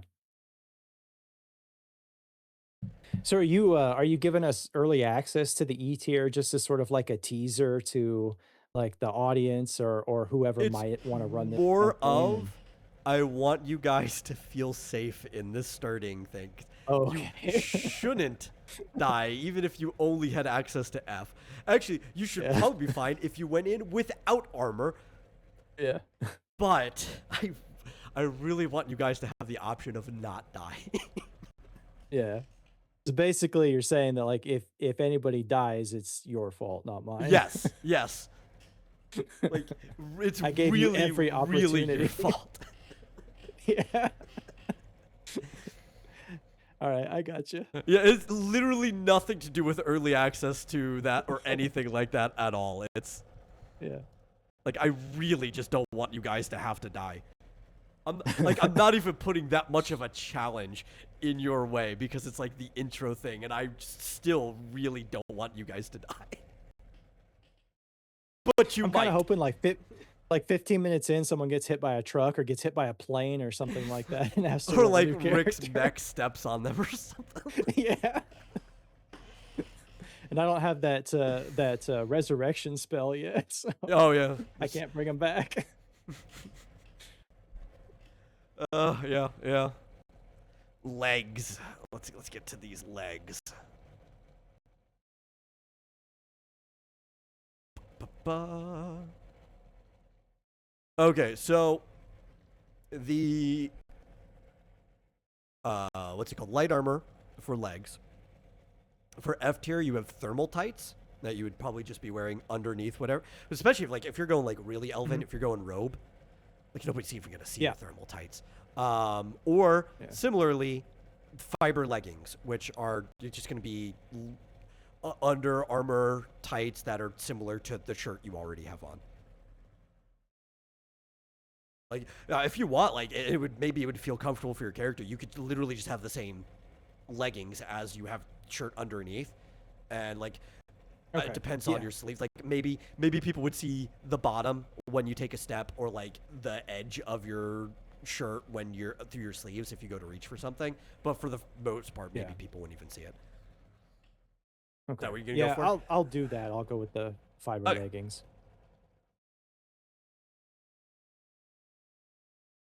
gonna be 13,250.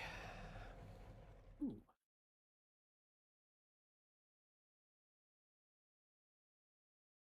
Which, realistically, all this stuff is still really cheap. When you think that like Yeah. the closer type of currency is yen, where like 1 yen is like a penny for us in their system. You drop everything off Mhm. like 2 orders of magnitude. And you're like, yeah, I'm spending like $132 on this for level 15 armor. Like that's not bad. Yeah.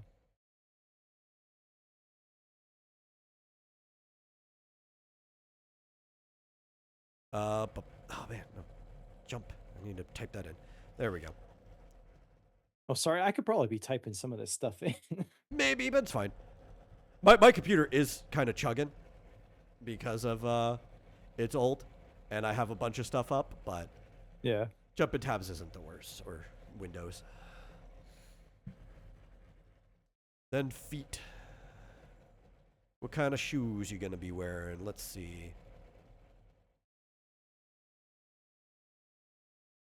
So you either have for light armor just like regular runners, like running shoes, Hmm. for the F tier, and for E tier, probably wouldn't be wearing these spiked cleats, Oh, that's where the or cleats are. Okay. yeah, or which I guess would be like what, soccer cleats, a lucky pair. That's like the odd armor that's got, it gives you +1 luck. Like it actually gives you 1 to an attribute while they're equipped. And these could be anything, like any kind of shoes, like they could Yeah, be yeah, like they could loafers be or whatever you whatever. want. Like Doc Did picked the anyone lucky take pair, and lucky they're gonna pair? be his clown shoes. So Oh, okay. yeah. Okay. Yeah, let's take those. I mean, if they Okay. could be whatever I want, so. Yeah. Like they're the lucky pair of shoes. They could be like whatever that world's version of like an old pair of Converse or something like that, right? Yeah. Okay, we'll put the lucky pair in. I spelled it pear, P-E-A-R instead of P-A-I-R. What am I doing? Maybe that's what they're shaped like, right? Like you have shoes like they're Crocs that are shaped like pears. Oh my god, no. No, this sounds more like something Doc's character would be wearing. Yeah. Okay, and then we have to go down to accessories. So we have Oh, one what of was your the price on accessory those? slots. Oh yeah, that's 19,000. Okay.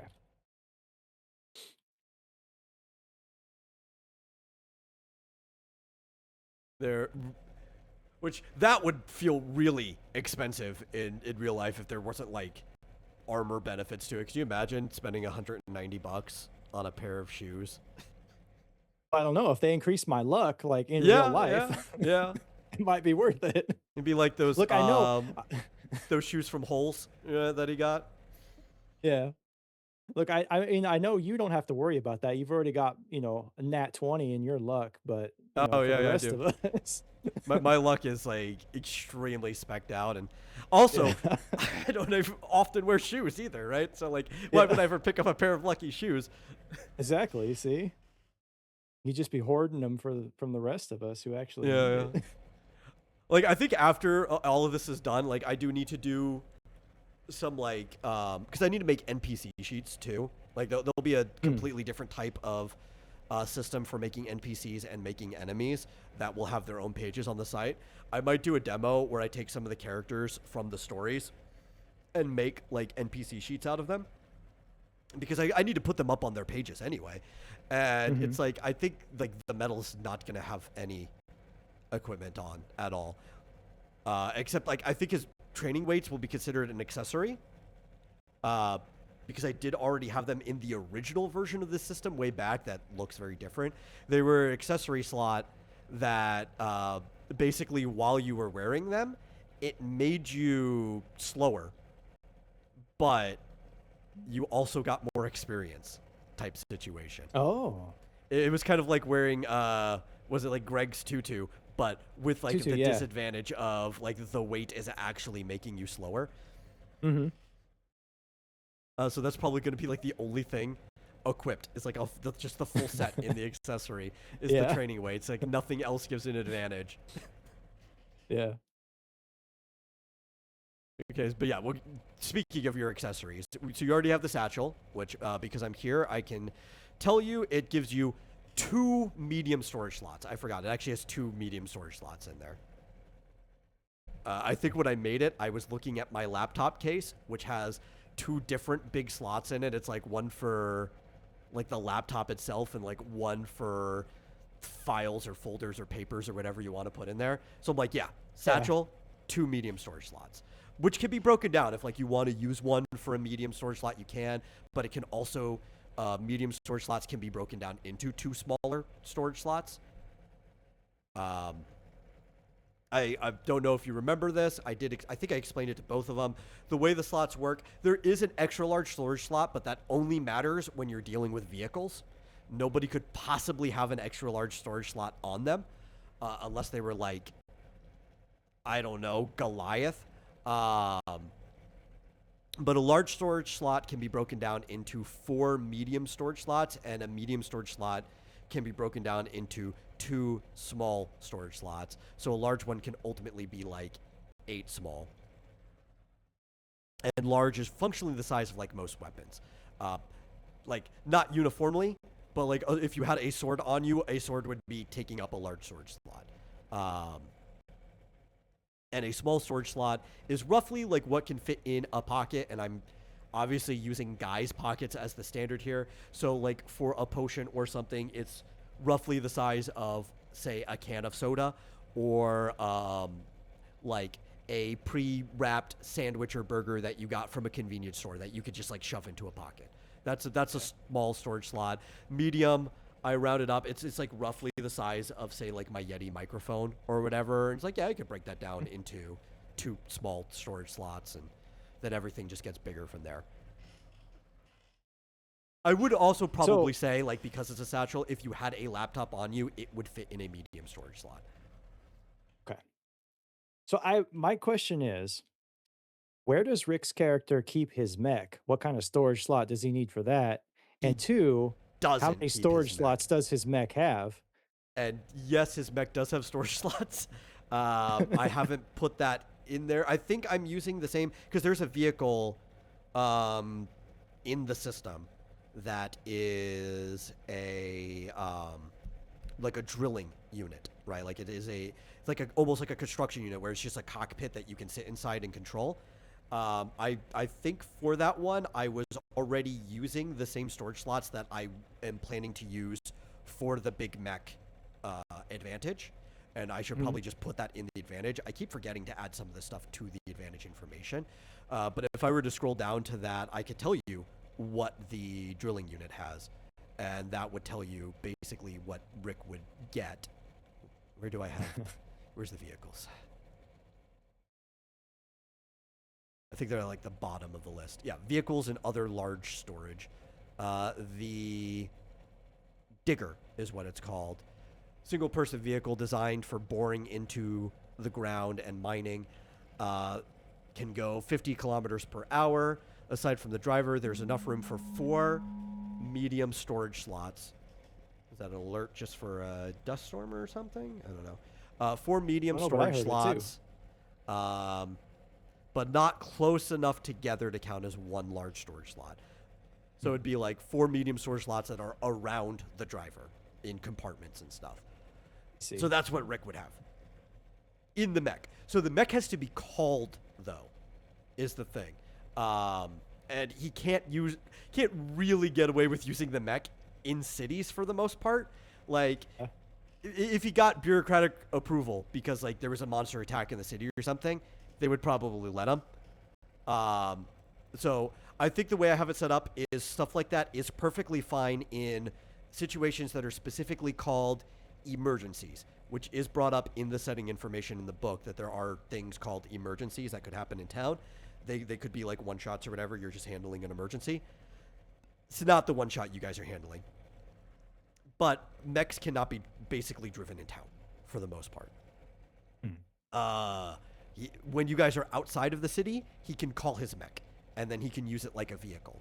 So he cannot store it on him. It doesn't like shrink down magically to fit in his pocket or anything like that.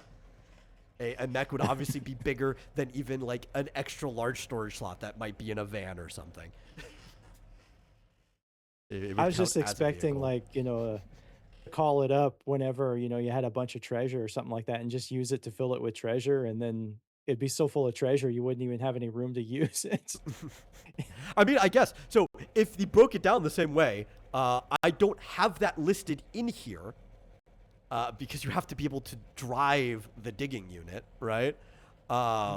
Where is the city van? So the seats count as storage slots if a person isn't in a seat.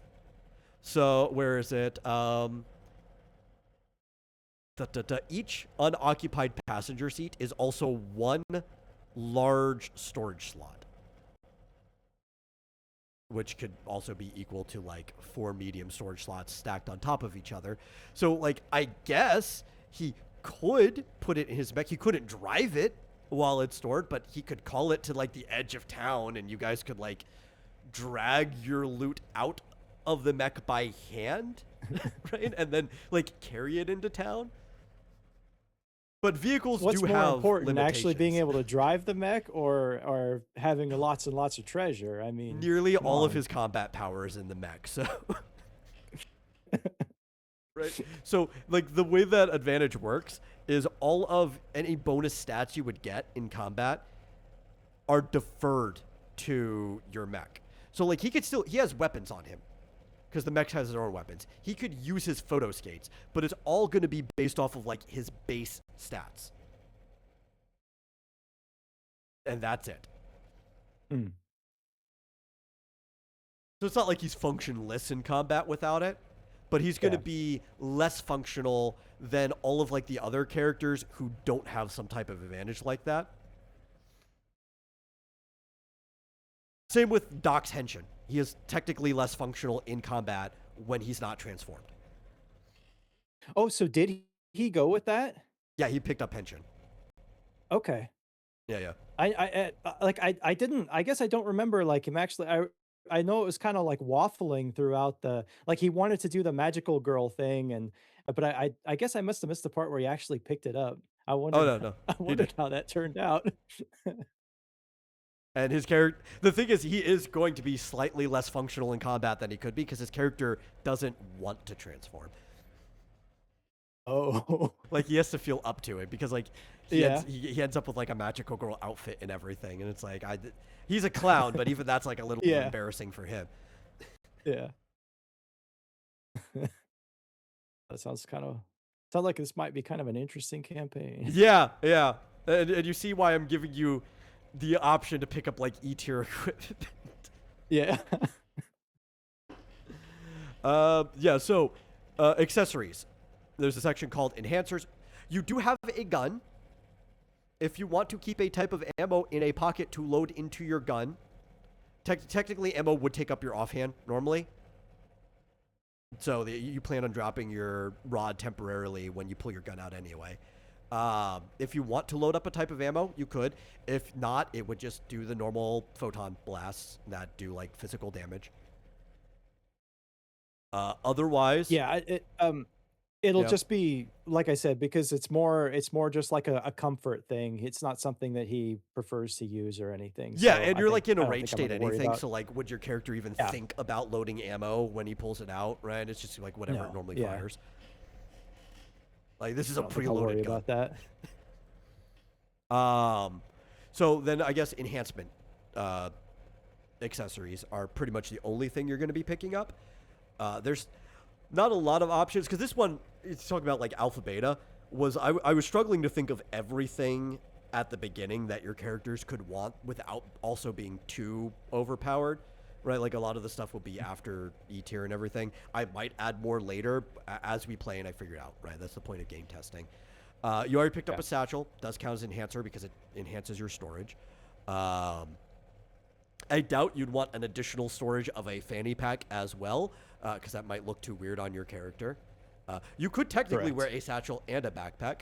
I've done that many times walking on foot between towns because I just need that much storage space. Like I need my laptop case and stuff in my backpack. But Yeah, if I've had that's to not do your that character, too. So then maybe you wouldn't do it. Let's see. no, as You far as have storage, the satchel would be the only thing that I was gonna go with. So okay.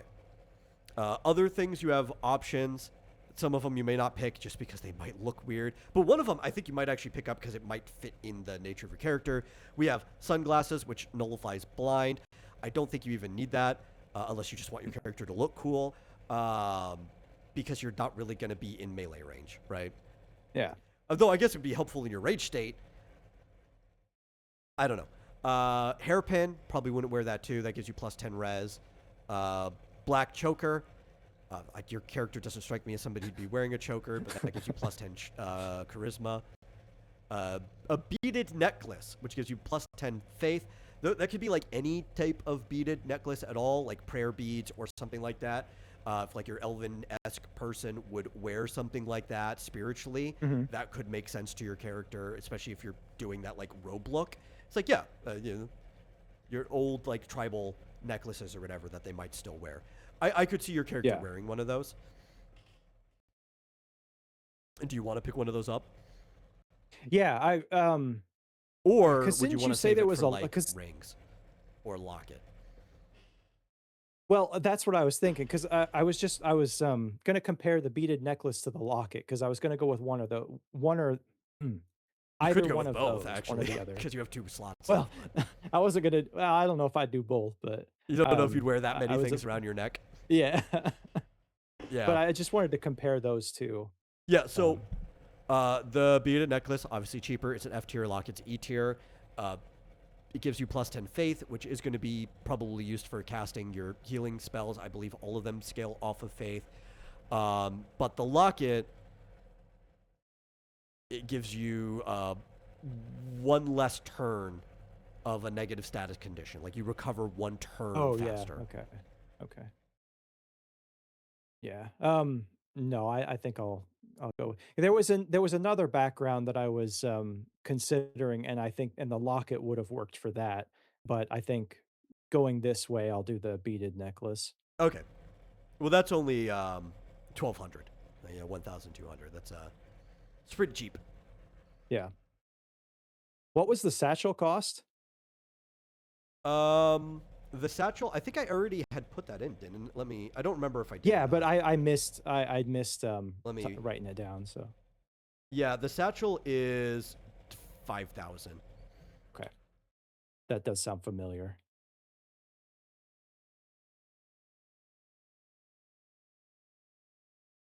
But I actually don't know if I minus that yet because I don't think I scrolled down here. So I don't think on my list I did. I think you had something else that Okay. also costed 5,000. Oh, the flashlight The was flashlight, yeah. 5,000. Okay. Yeah. So let me update. That should bring you at 106,050 left. So no scooter for me. Nope. I don't know if it'd be in your character to have a scooter anyway, based on what you're saying. Maybe, I don't know. Maybe he zips around I don't town. know. But you do have 2 empty pockets, and you have technically 2 medium storage slots as well in your satchel. So while I don't think you're picking up any more accessories, since the options are kind of slim at the start here, you might Mhm. be picking up consumables or some other things, right? Okay. Um, let me ask first, because I actually forgot to ask Doc this, but I don't think I'm going to remind him because he Yes, I doesn't do want a actually. passport. You want a passport, yes. Okay. And that goes in your wallet, so that's not going to be pocket space. That's going to be 1,000. Like, I realized afterwards that I forgot to ask Doc, but then I thought about it. It's like, I don't think his character would have a passport anyway. Like, I don't think Would it you makes say that was sense. 1,000? Yeah, it's 1,000. Okay, yeah. Yeah, passports are really cheap. It's basically just the cost of processing fee. It's like picking up an ID in this Okay. society. So you drop I that in figured if your I was gonna inventory. play like a bureaucrat style character, he'd probably be the type of person who had a passport, so Yeah, also considering like the character's birth city and stuff too. yeah, Even if he wasn't raised there, it's like he would need a passport to go back to that type of city. So if he wanted to visit or anything like that. yeah.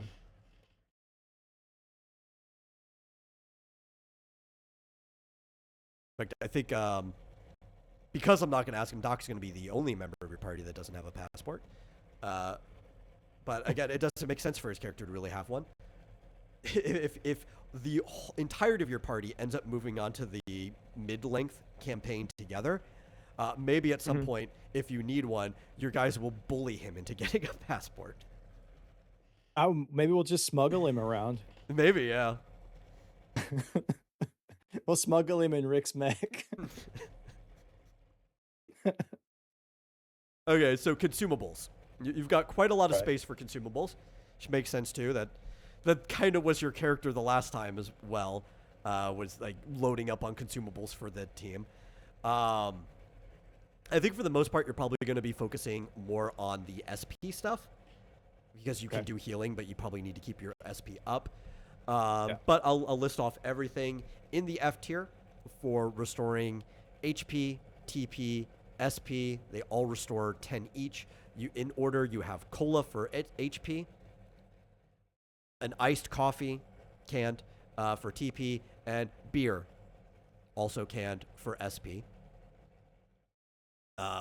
In the E tier, in the same order, you have burger for HP, restores 40, energy bar for TP, restores 30, and a candy bar for SP that also restores 30. Just letting you figure these out first. They're all pretty low cost. It's not, none of this is gonna like break the bank on you. Mm-hmm. Like a cola costs 100. You know, it's like nothing. Um, you also in E tier have antidotes and adrenaline. So an antidote removes sickness, nausea, poison, toxin, or other contracted illnesses that specifically cause damage over time. Right? So anything that'd be like an ailment a doctor would cause. This is like this is your Pepto right here, right? And then adrenaline removes lockdown, stun, paralysis, seizure, or other ailments that prevent you from like moving, but does not work against petrification or time stop related abilities. Okay. And those are like 1,000 a piece, but even that's still like cheap compared to any of your equipment. So those are the things that you're looking at. Every single one of those takes up a small storage slot. Okay, and I've got 2 small Left storage on slots you. on my person and then your 2 mediums can mediums each be and brought satchel, right? into 2. So technically, Yeah. you have up to 6, realistically speaking. Let's see. Okay, I think I'll take 3 candy bars, an antidote, and an adrenaline. Okay.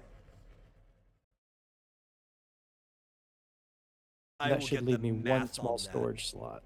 Yeah, so it's, what was it again? How many candy bars? 3? 3. 3, Yeah. okay.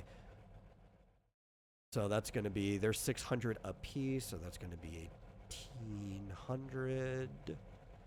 Okay, and then what was that after the candy bars again? 1 antidote and 1 adrenaline. Okay, so that's easy. That's minus 2,000 since they're 1,000 a piece. Still leaves you over 100,000. All right. Yeah, or specifically, you're at 101,250.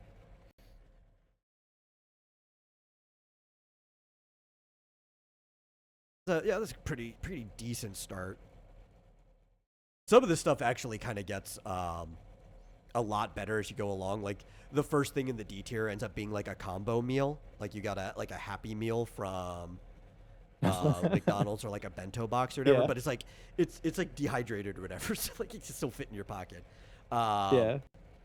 And that one like restores a little of everything. It's like 50 HP, 20 TP, 20 SP. But then you start getting into like it becomes impractical to have food on you. So you start getting into like drink form of like in things that are medicine that are made in like bottles. So you start getting like things called monoprotate, monocaffate, monocarbate. And really what it ends up being is that like the protein, the caffeine, and the carbs are what ends up giving you the stuff. So they've just kind of like synthesize them down into their pure form to just give you a lot of it at once. So then you get like diprotate, dicaffate, and then so on and so forth, right? And those just start giving you a lot more. Like the monoprotate gives you 100 HP, the diprotate gives you 500 HP. It starts scaling up pretty fast. Yeah. So like, why are you carrying around a candy bar when you can have, You just have like pure caffeine to get your SP back, right? Yeah.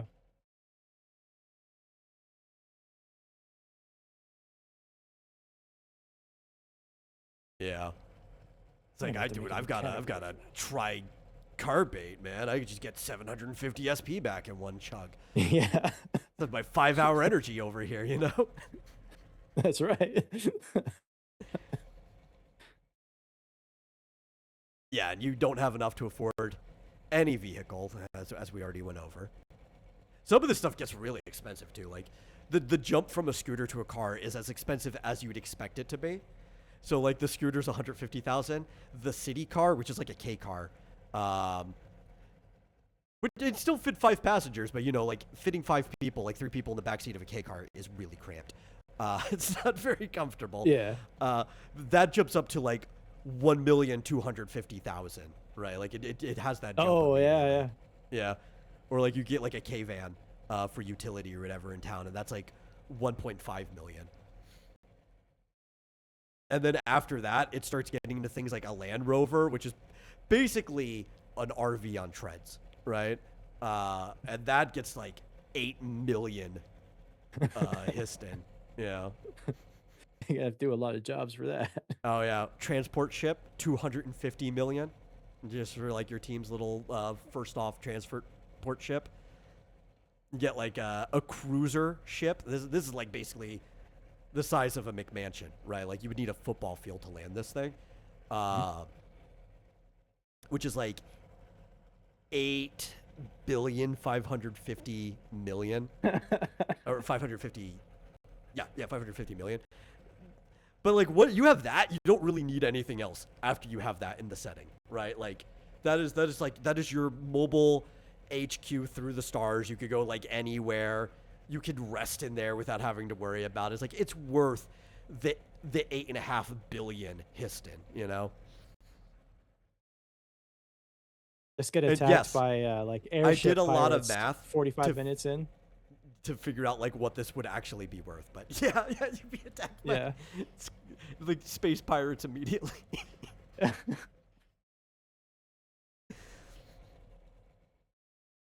Yeah, so there's all your equipment down.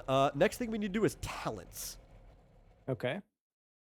So let me jump back over to your sheet so I can get to the talent page. Oh, I forgot to put your beaded necklace in. I hope you put your inventory stuff in the inventory space. On the character sheet, or? Yeah, there's this under talents, there's a space that says inventory.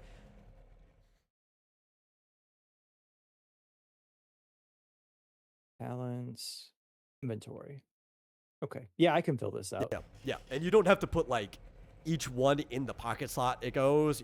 There is a room for like amount. That's fine. You don't have to like be like what's it called? What you ended up picking up? Candy bar? You don't have to be like candy bar. You just put candy bar times 3. Okay. And this is just like consumables, and then like my passport and flashlight, I'd add that stuff in there too. Yeah, you put your wallet information there too if you want to put you have 101,250 Histon left. Okay. Which is spelled HYSTIN. Mm-hmm.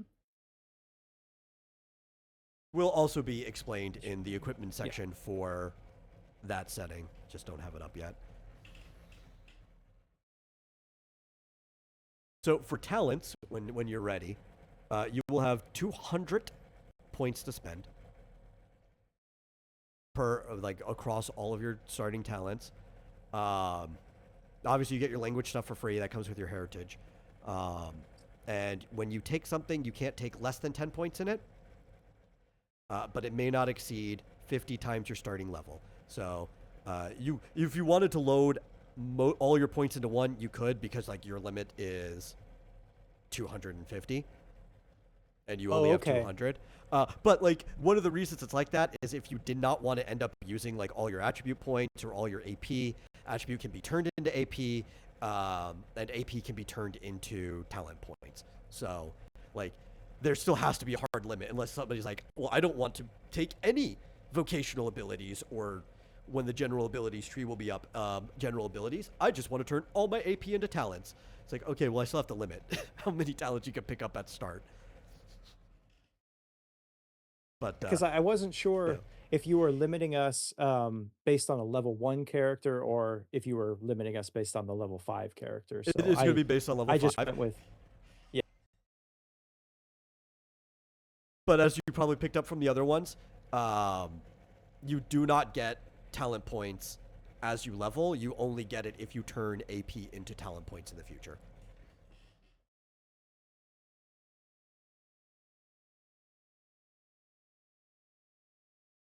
Yeah, so I based everything on Okay, but it does sound like you level already 1. Okay. have an idea of what you want, so um, you could Yeah, fill it in. this is another section where I wanted to like I've got a list, but I wanted to go through it with you to make sure that it all sounded like role play appropriate or lore appropriate and stuff like that. Oh yeah, So, so hit me. okay, so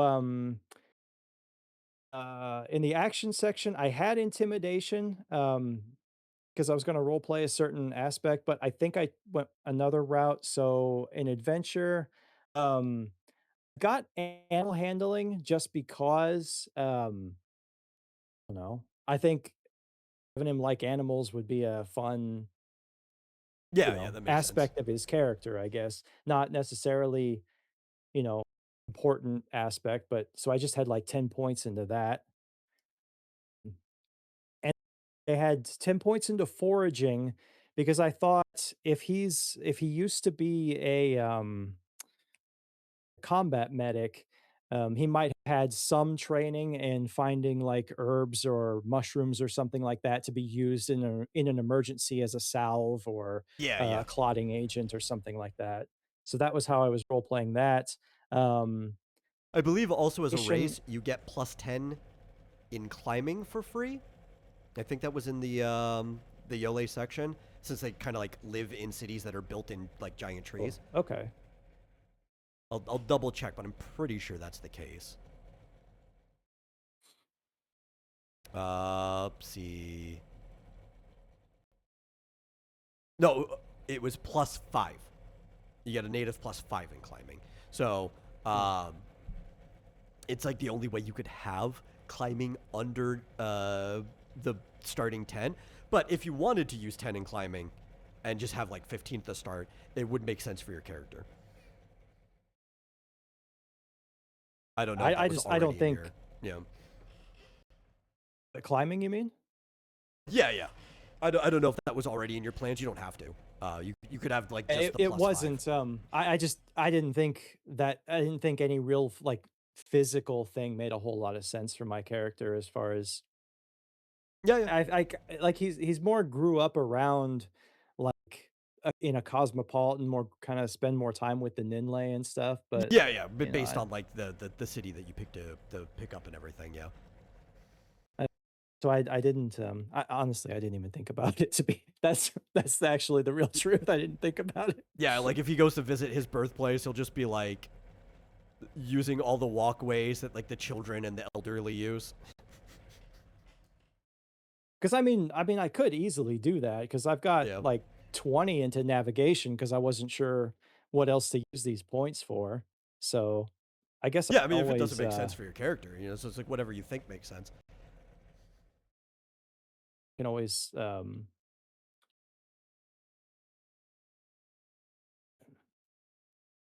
like a heritage thing. Yeah. It's, I'll fill that in later. Yeah, yeah. I'll let you fill in the talents once you decide. But if you any other ones you want to talk through, like we can get back to that. I just wanted to Lock remind that you that down. you're as a race you do get +5 in climbing because you were raised amongst them. Um, but even in the city, a lot of them still end up climbing around a lot, just because it's what they do.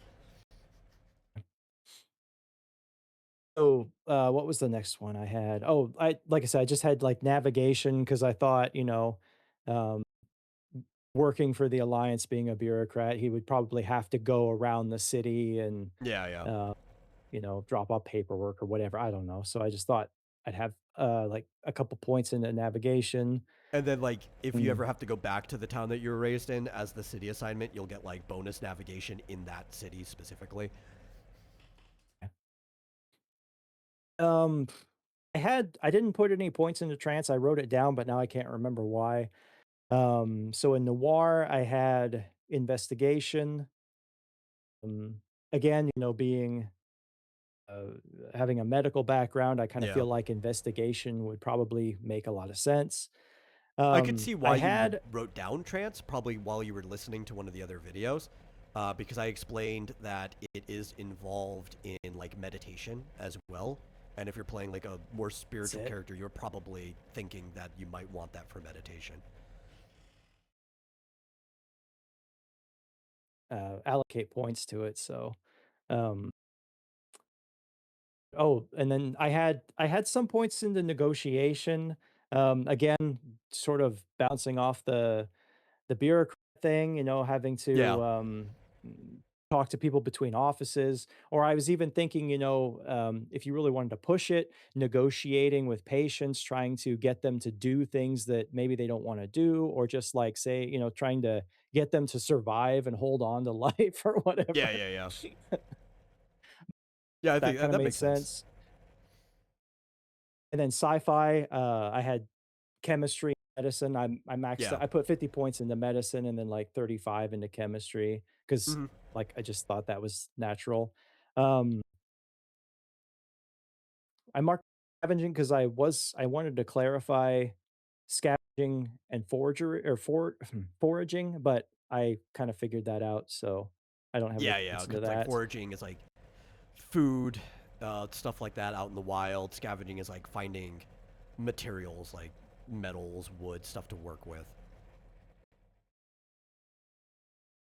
Under slice of life, I just had music because I thought, why not have him you know, play or I was thinking like, he could play an instrument from his home planet, like some sort of droning instrument or something, and just sort of as like a relaxation technique or something just to Oh try to yeah, calm his mind whenever he's feeling, a little anxious, trying to thinking about the past and whatnot. So, yeah, yeah. I but mean, that's if you all I had want something in like the that too, so you have an empty pocket, we could put like something similar to like a harmonica or something in there.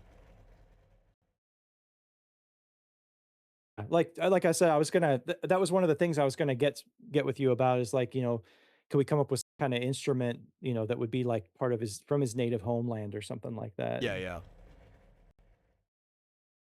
Because I would think most of Yeah, and them if I are need to take very up a because like medium anytime you storage think of slot, like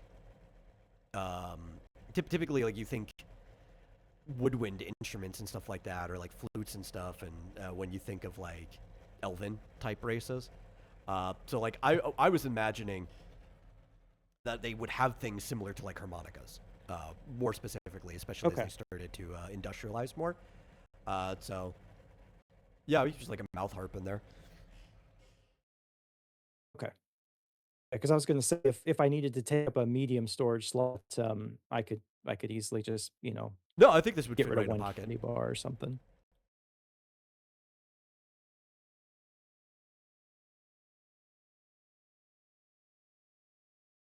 Be like halfway between a harmonica and like an ocarina. Okay. Then I will add that.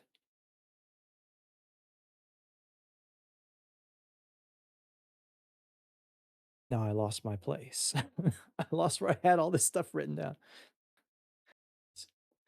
So those are basically the talents that I was considering. So if Yeah, you I mean think those those are all all sound fine, fine. those all Yeah, oh, yeah. And you could just like allocate the points as you want, you know. yeah, because you said 200, right? Yep. Okay, because that's what I had. So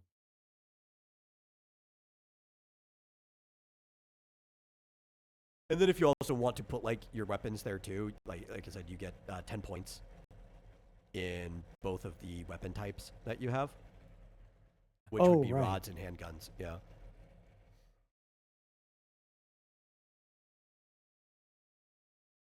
Let me write that down.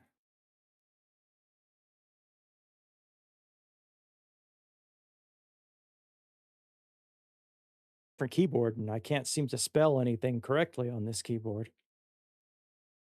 That's okay. I think I can never spell anything correctly. Like I know how to spell it if I write it by hand.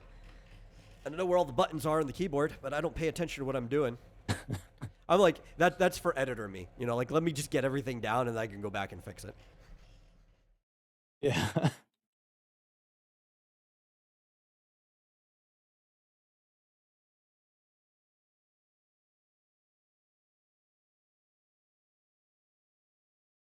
I tell you, it took me a long It's time to all get comfortable typing. typing again, because like I've been using a computer since I was a little kid, right? Like I Windows 95 was where I started, and I was born in 91, so I was on a computer very very young, and a lot of my like experience learning to type before school kind of ruined it for me.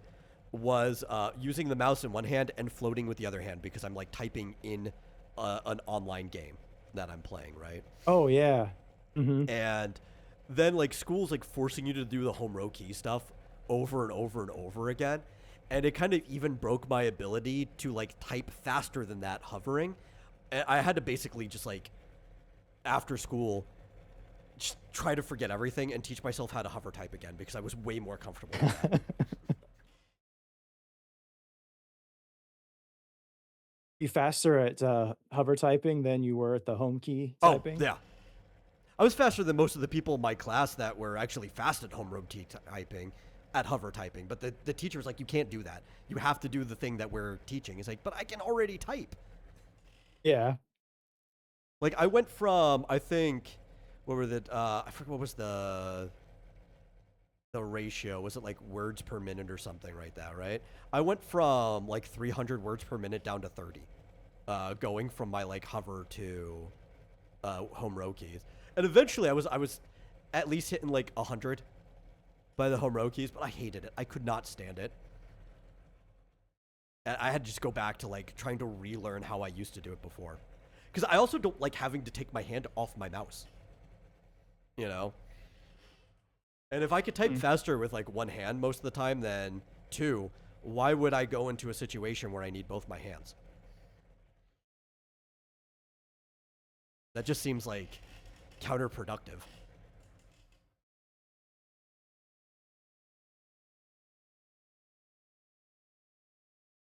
'Cause that's not how they want you to do it.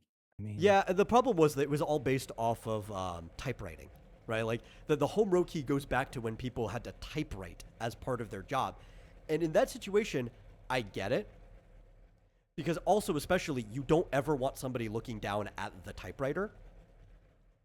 You want them always looking at the letters on the paper because you can't actually really backspace on a typewriter. The backspace was more for like retyping the same letter again to bolden it or to like put a lowercase l through a capital S to make the dollar sign manually. Like that was the reason why the backspace existed on typewriters. If you wanted to fix something, you basically had to stop what you were doing, get some white out, wait for it to dry, re-roll your paper in, and then start doing it again, right? So, um, computers though, it's actually perfectly fine as long as it's not slowing you down to glance back and forth between the screen and the keyboard because you can always just go back and change something. Like you have the option to just go back and change something. And it's yeah. better just to do things fast, get it done, and then change something. Uh, it, I don't know. It's that boomer mentality. It's like once we figure out a way to do something, you're just not allowed to do it a different way. What do they always say? Like, if it ain't broke, don't fix it or whatever? Yeah, yeah. But like then you don't realize that it's kind of already a little broken because you took something from something else that was similar and then just kind of duct taped it Mhm. onto it. Because like our keyboards are based off of typewriters too, but they don't necessarily have to be. Like they were designed the way they are, so that letters that would be like in quick succession are all next to each other, so you don't have to think what you're typing, and that's obviously for typewriters. But some of the earliest typewriters had like alphabetic keyboards where it was all just like the alphabet in order, and there was all kinds of different arrangements. And then after a while of people just being used to the kind of like typewriter keyboard setup, the kind of like QWERTY style, um, people started making other types of keyboards again because you're like, well, it doesn't make sense that we're locked down to a singular type of keyboard. And in different shapes too, right? Like we have ergonomic keyboards that are just like better for your like wrist and arm layout, and but like you could get an alphabetic keyboard if you wanted to. Like they sell them on the market. You have an But if you get a opinion on laptop, the Dvorak keyboard? I don't have a strong one. I don't think I've ever actually used one, but I don't have any like I think inherent negative opinions on it. Yeah, I've never used. I don't even know if I've ever seen one, but apparently some people do have pretty strong opinions on that. Yeah, like I'd have to like actually use one to develop strong opinions on it.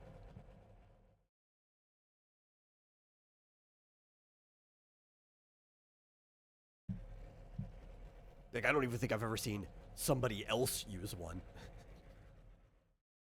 But if people like it, there's probably a reason to like it. Like I don't have any hate towards the typewriter keyboard that we have. Um, it's become the standard, and it does make sense why the letters are where they are if you think about like specifically the English language and how often things come up and when you need to use it, right? Hmm. Just like that's why Z and X are where they are because they're hardly used letters, so you don't need to necessarily bounce backwards with the two fingers that it's a little harder to bounce backwards with on those two spaces. But then like it's easy to bounce back with like your middle and your index, and that's why like CVB are where they are because those letters are used more. Like everything makes sense. It just doesn't make sense that we're like forcing people to learn to use it in a very specific way. But I guess also a lot of people aren't necessarily really good at learning things themselves, like figuring out their own way to do it. So it Yeah. can't, I guess, still be helpful to have like the home row key guide for people who like just teach me a way to do it. Hmm. But that should be like an option, right? I they wanted me to skip like 2 grades back when I was in like kindergarten or whatever, and my dad, smart of him, was like, no, I want him to be with people his age. And I'm glad with that too, because almost shortly after that, they started rolling out more programs for you being able to take like classes that are higher than your grade level. And I think I was like a couple grades ahead in some of my classes um, without having to leave your contemporaries. But like, as somebody like that, I've always been able to teach myself anything I need to learn. And it really like pisses me off when somebody's like, this is a better way to do it. It's like, but I already have my way to do it, and I'm already fast at it. But Like, like get you out of my said, business. I think for most people, though, it probably is best for them to do it the conventional way. And I think that's probably, I don't think a lot of teachers really know how to handle like gifted students or anything because they're just not used to it. And Yeah, so, that, you know, because it's like computer class isn't one of those classes like where you have different like market levels or whatever for it, right? Like it's all just a broad class for your grade level. yeah.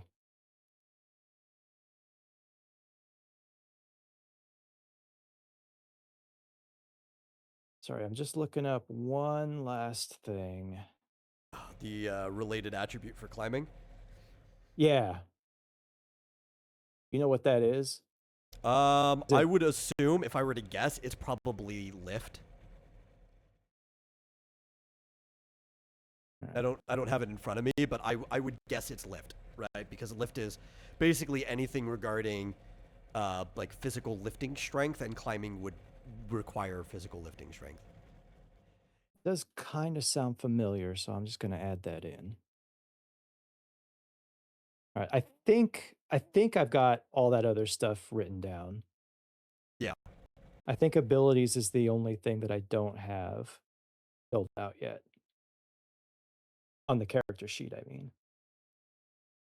to reset my audio again. I heard you say you think abilities is the only thing. We do have to do abilities. I believe that is the last thing we need to do. That's what I was saying is I think it's the Yeah, only thing I don't have filled out on the sheet, so yeah. So like we could jump up to that. Like obviously there isn't really a genre or related attribute for weapon abilities. Oh, I guess technically language. I could fill out the proper names later, but you do get like um, 50 in the common tongue.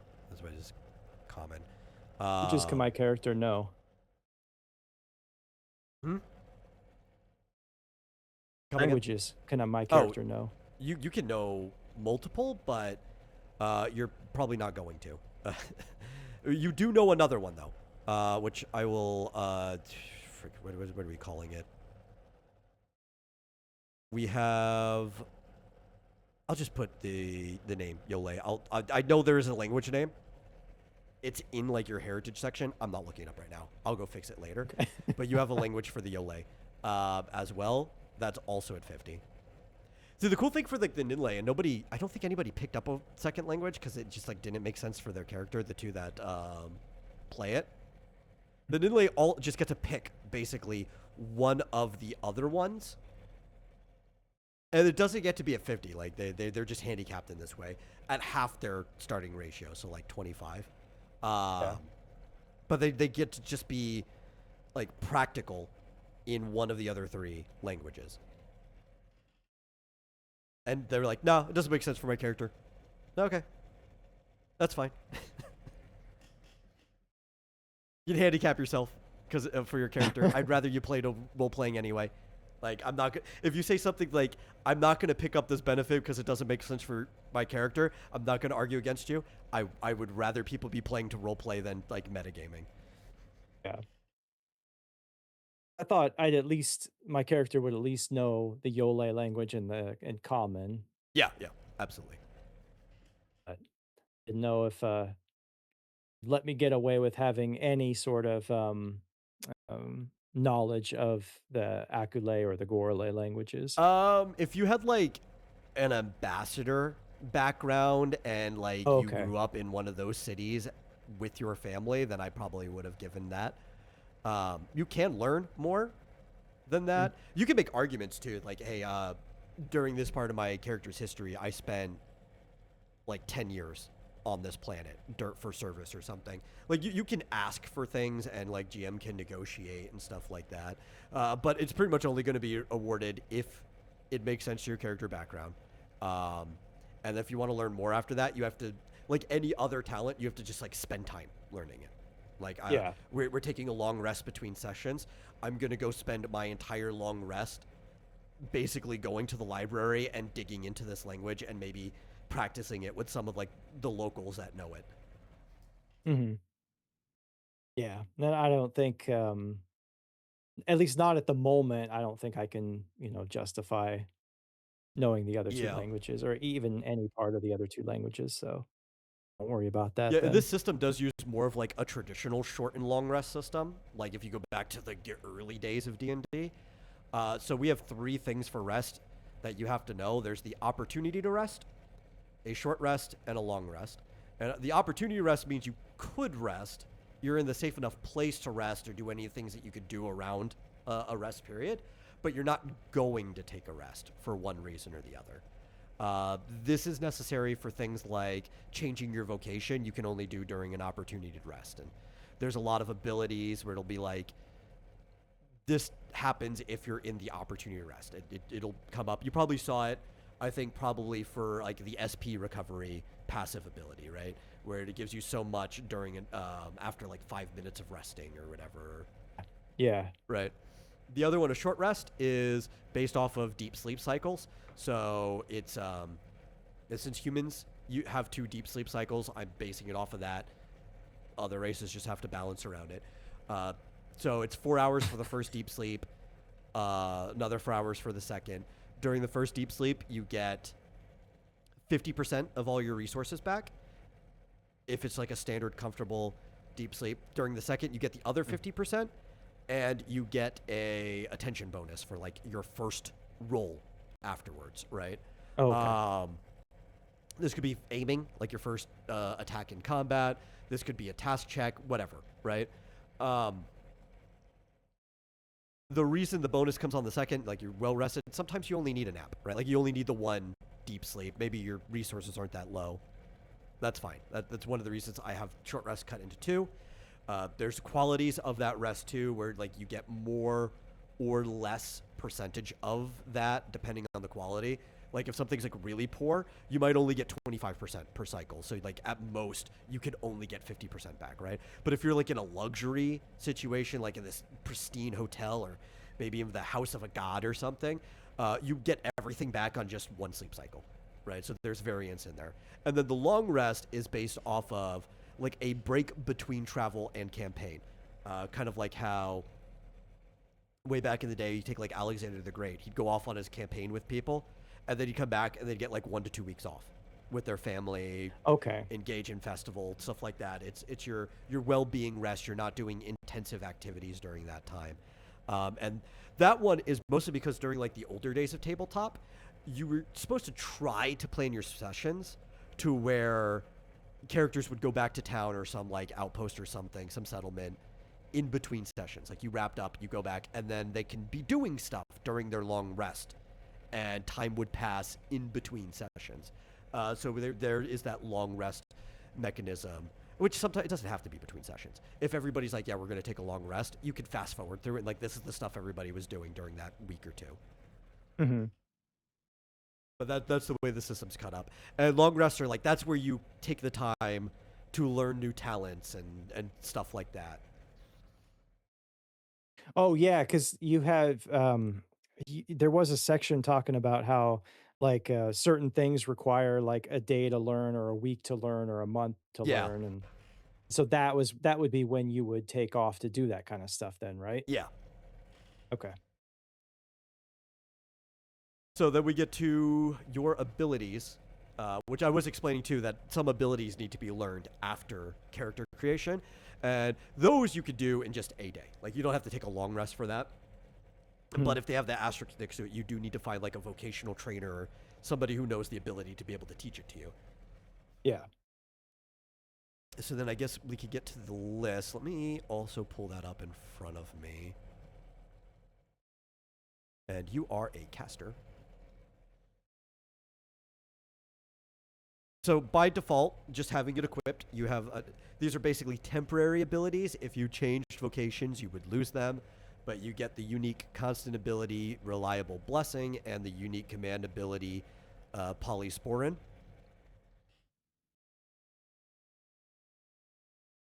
which is basically the official designation for things like Neosport and stuff. It's you have that just as an ability, and then everything Lisa, else. Huh?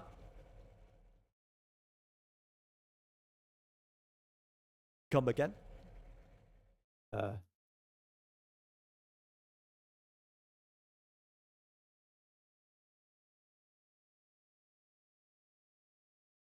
did I lose you?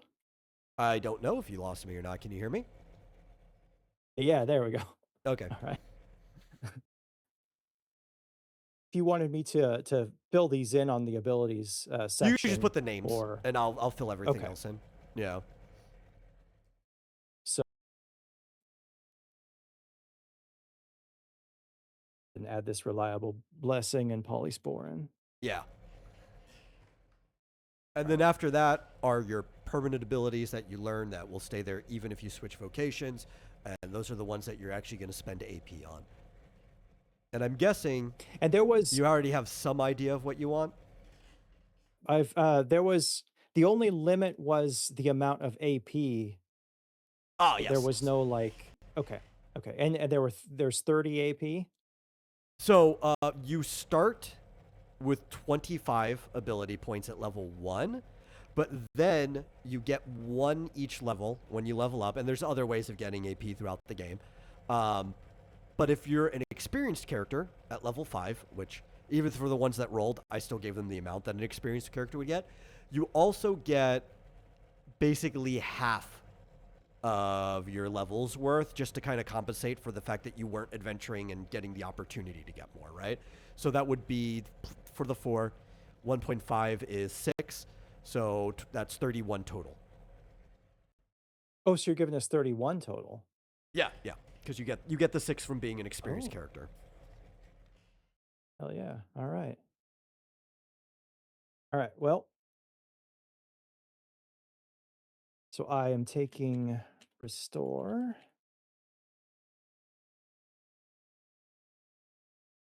Healing wave, soothing wind. And I believe that's the one that we were talking about that's like Yeah, like explosion. where you can just dump AP into it, and there's Yeah. literally no stop. Like if you were playing an epic campaign that went on for years, you could have like hundreds of AP in this ability if you wanted. Yeah. Let's see. Raise spirits. See, what am I doing? Photon barrier and photon ward. And You go revert like would be my most expensive. yeah, would. I'm gonna go like strictly supportive here. You're not gonna pick up Rive. Yep. Nope. No offensive. And will boost plus and boost. Yeah, you'll notice like I didn't give much in the form of offense for this vocation. It's just got Yeah. like that one. And one of the reasons too is like that's that last game we played. After a certain point, like why even play any of the other caster classes when the white mage just had like equally strong damaging abilities? I guess to cover elemental bases, but it's like you just nuke everything. You don't even need a black mage.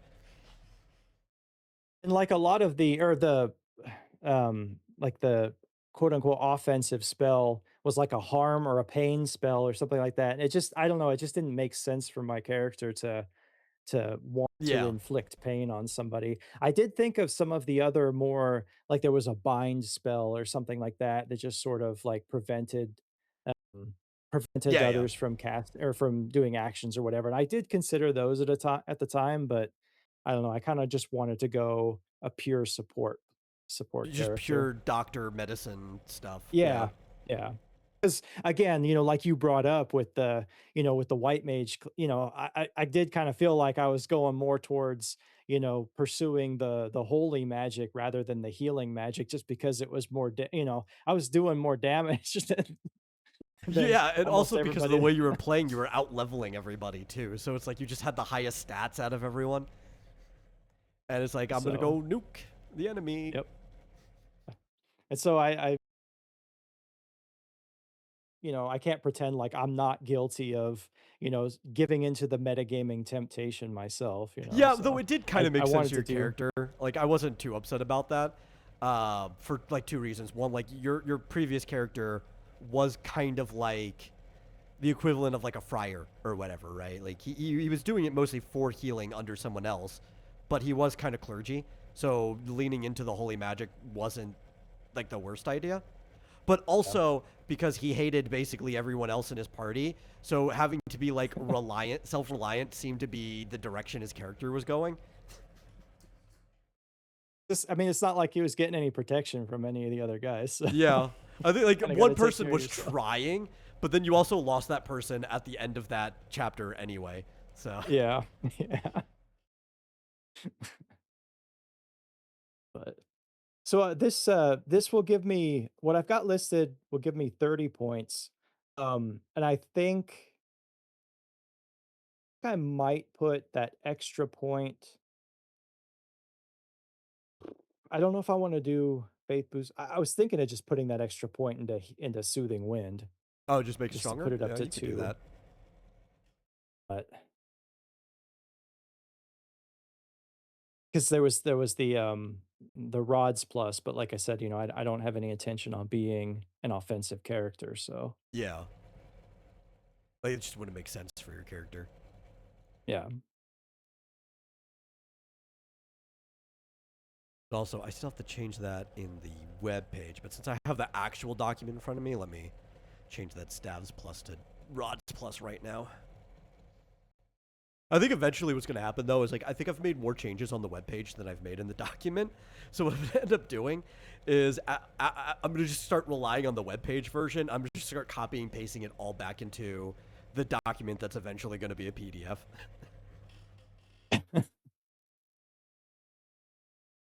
Well, PDF would probably be much easier to search for things too. Oh yeah, yeah. I just need to have the whole thing finished before I decide to even make like an alpha version of the PDF. Yeah, yeah.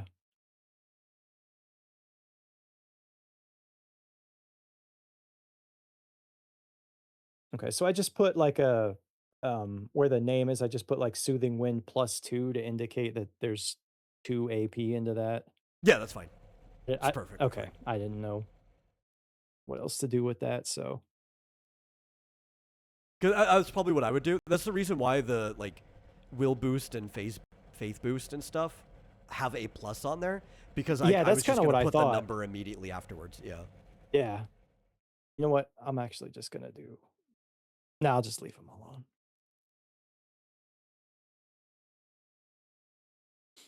Well, I mean, how much did you Maybe put I in each of will. those? The will boo and the faith boost. Just one? Yeah, I guess I'll just do Yeah, +1, yeah. Okay. both of those. Well,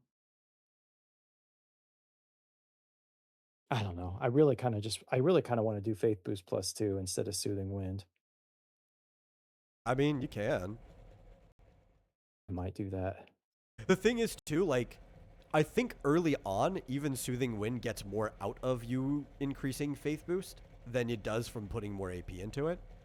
But obviously, Faith Boost caps out at 10, right? So, like, Soothing Wind, you can continuously to put more in there.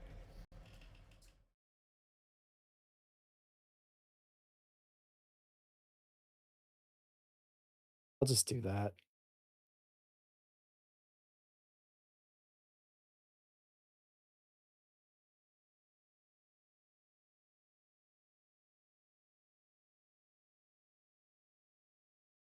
Okay, and that's your ability spread. It's a pretty good start. You got a little bit of everything.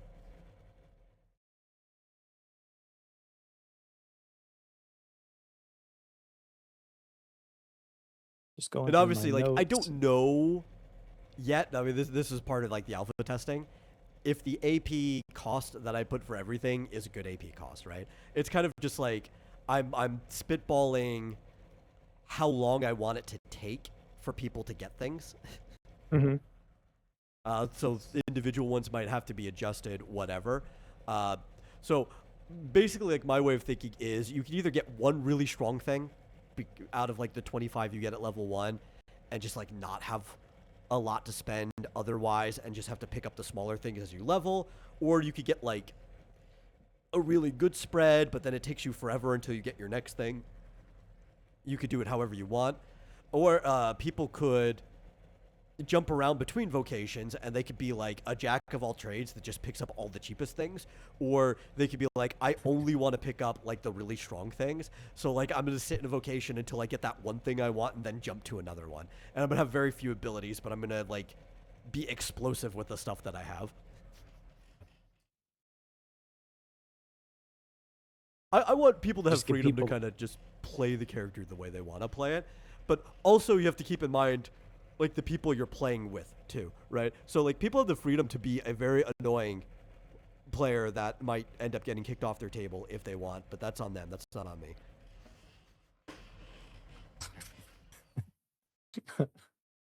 yeah. I don't know. Like I said, I was just trying to be, um, uh, just trying to pick a broad supportive character just to try to, Yeah. cover all the bases and stuff, so Yeah, yeah, yeah. And, like, I think I was telling maybe Doc this, so you might have heard it. Realistically, in most campaigns, even like a one shot like this, if you're making an experienced character, you technically could be picking between multiple vocation stuff. You just have to have one equipped at the start.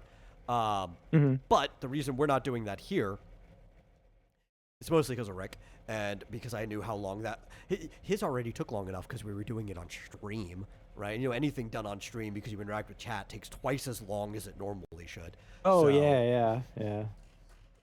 so it's like, no, I'm not gonna let you go through the entire vocation list and be like, this is the one I want, and all that stuff. It's like where everybody's locked down to only picking from one vocation at the start here. Yeah. And honestly, it's probably a good thing. Again, just because this is an alpha run, just try to keep it simple and Yeah. I mean, and, like I understand you, wanting to try to test things and have your players push things and see if they can break things, but at the same time, you know. Yeah, but that's also why I'm gonna be doing a longer campaign afterwards. Like that's the place where we can really start pushing things, you know. Yeah. But I think that's the last thing we need to do. I think you're set. Yeah, I think so. It's just, I think all that's really left is you said you were gonna fill out, some things, and then Oh, I'll it's just just fill out really. everything, right? Like the abilities, I'll copy and paste what they do in there. The actual like stats for your equipment, I'll put all that stuff in there too. Like, it's just easy. Once I have the names down, I could go back and re-reference it, and that stuff can be done later. Yeah. Yeah. Did you have Then any it's just questions though? me Like just any other ones? well, as a matter of fact, I have some things written down, but looking like everything was answered during the so Yeah, I think probably the only thing that I didn't end up explaining to anyone, which will be, I was originally going to put in the adventuring section. I think it's going to be in the combat section, which I'm renaming just events in general. Most of the event section will still be combat, but um, I deemed it was better to just put the events in there since combat is an event instead of the adventuring section.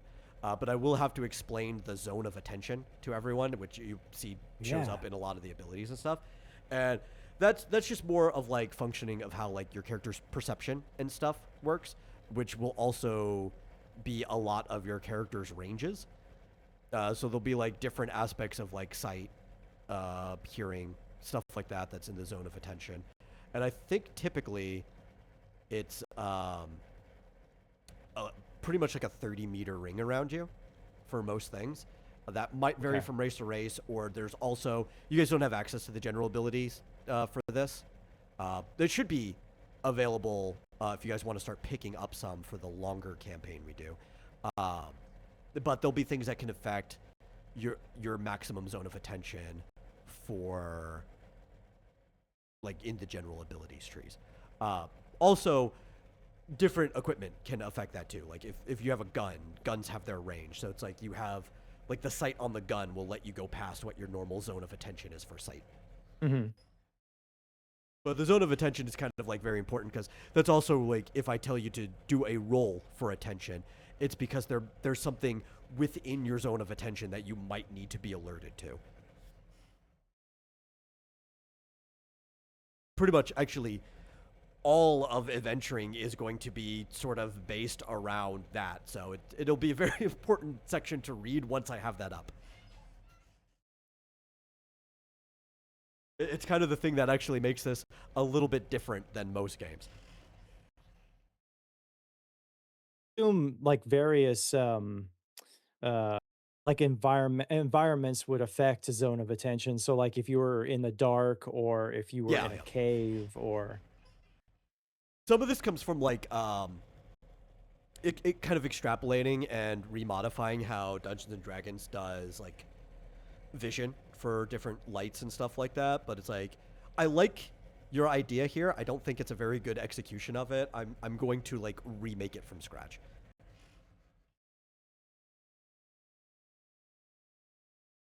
Especially something that can fit with like the ratings. So like by default, it doesn't really matter how high your attention rating gets. It's not going to like necessarily change your zone of attention because as long as you're still working off of being a physical body, there's not really much that can change that, right?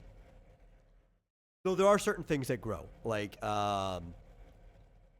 if your will gets high enough, you might start picking up on, say, like spirits or something prior to them entering your normal zone of attention, because you would just perceive that differently. But then the like certain races or certain changes to where you're just like no longer limited by your physical body's perception, might actually start growing your zone of attention. So that's it gets really interesting on how you can play around with that. And like I said, we're alpha testing it, so I don't know what the exact ratios need to be. I'm just kind of like gut spitballing it, and I'll modify it from there as we get some play in. And that kinda goes into the power creep aspect of it too, right? Yeah, yeah. Like you were talking about, on some of the other, recordings, when you're talking about, expanding the zone of attention, that's kinda plays into that power creep aspect, right? Yeah, yeah, because like I think I mentioned maybe even in both of them that power creep is like one of the big features of this game, and a lot of people immediately think is like, oh, that's just like Dragon Ball power levels or whatever. It's like no, it's not just that, right? Mhm. Like stuff like that. You could imagine that in here, but it's more of just like I want you to be able to take your character in whatever direction you kind of want to take your character. So like if you want to be the most talented person in the world, that's kind of like a form. That's like Batman's form of power creep, right? Or if you want to be like a strong psychic medium or something, like there you have the options for everything, and you can hyper specialize if that's how your character would be. Narrative power creep. I'll be I'll I'll be honest, when I first read or saw that power creep, I was like, "Oh, no, come on." But then actually, when you read through it and like you said, narrative power creep, not necessarily like it's not Dragon Ball Z power creep. I'm like, "Oh, okay. Oh yeah, yeah, Yeah, no. okay, Everything I'm about kinda this into is this now." narrative first, right? Even like as numbers Yeah. get bigger, I've even explained in like the mini event section up in the basics that like number crunching is just built into this game from the start so that you're not having to deal with big numbers all the time and make it too complicated. So like you can still feel like it's Yeah. big number. You're like, oh yeah, my stats are in the billion, but you're still only dealing with like three numbers at any point in time. Um, no matter what you're doing with that number crunch. It's like I don't want things to get complicated or stupid. I just want them to be fun for people, and I want people to Yeah. kind of like narratively go wherever the winds take them.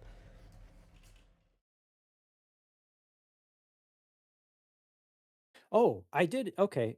Could you, just clarify for me the empty action versus full action versus total action? Because, like, a lot of these spells that I cast are empty actions, and I just kind of, like, want to clarify what the difference, like, between an empty action and a full action is. Yeah, okay. So I think I did explain this briefly in that exact same section that I'm talking about in basics, Yeah. but I'll go over it maybe in other words, or like if it's confusing, you can ask me to clarify.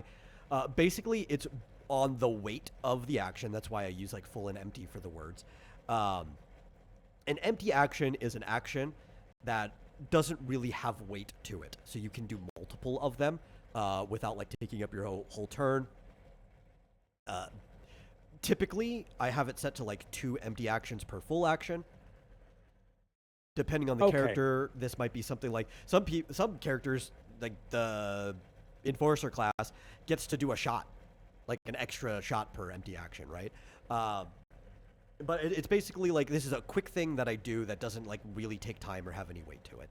Uh, and abilities can give it a little more weight than you would think otherwise, but that's the intent around it. A full action is kind of like the thing you're doing. This is the thing that takes your time, your attention, your reflexes, whatever you're doing, actually has weight to it, and that'll be like your actual main abilities, attacking, using an item, switching your equipment, anything like that.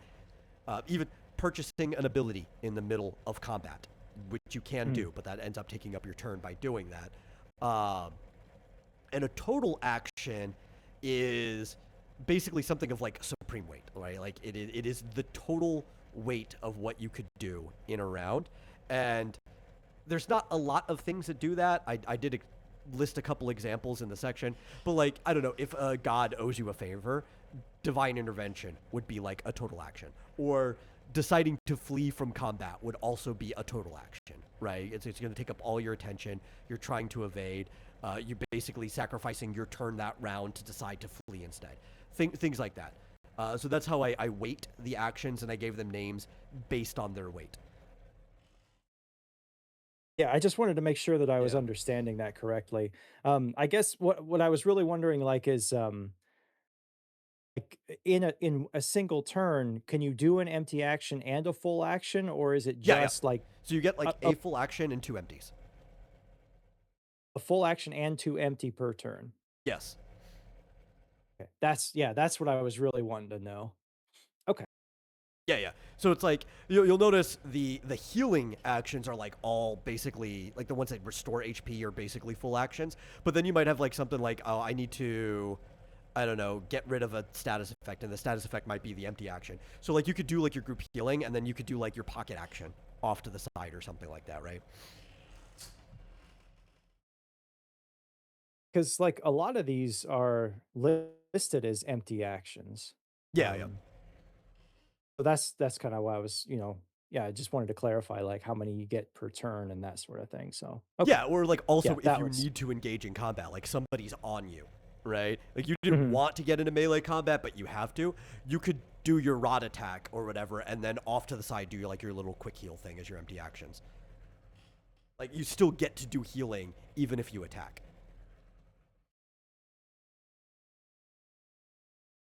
And the Okay. reason Yeah. I felt comfortable allowing that too is because of how resource tight the system is, right? So like you could do that, but do you always want to do that, right?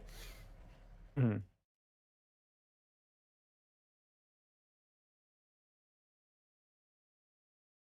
And yeah, and you can just like if you just wanted to take your 2 empties and not do a full or for whatever reason, you could do that, right? Yeah, yeah.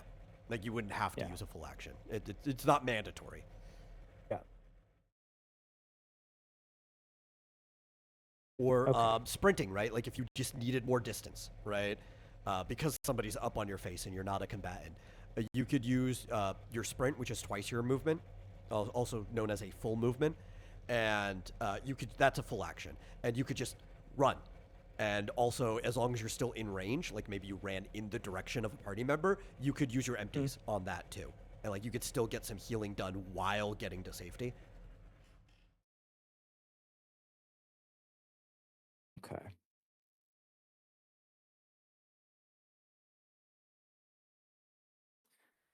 Okay, yeah, I was just scrolling through everything again, and I think that was the only other thing that I was curious about, so. Okay, yeah. Figured I'd let you ask questions because like any question you might have, leave it in the recording. Could be useful for anybody watching this. So Right, yeah. yeah. Okie doke. Well then I'm going to cut the recording here. I hope like all the other ones, this was useful for anyone. This one, let's see, went a little bit longer than the others, but I think also we tangent a lot with hopefully helpful information. So I hope you guys made it to the end of this. Whatever. Bye.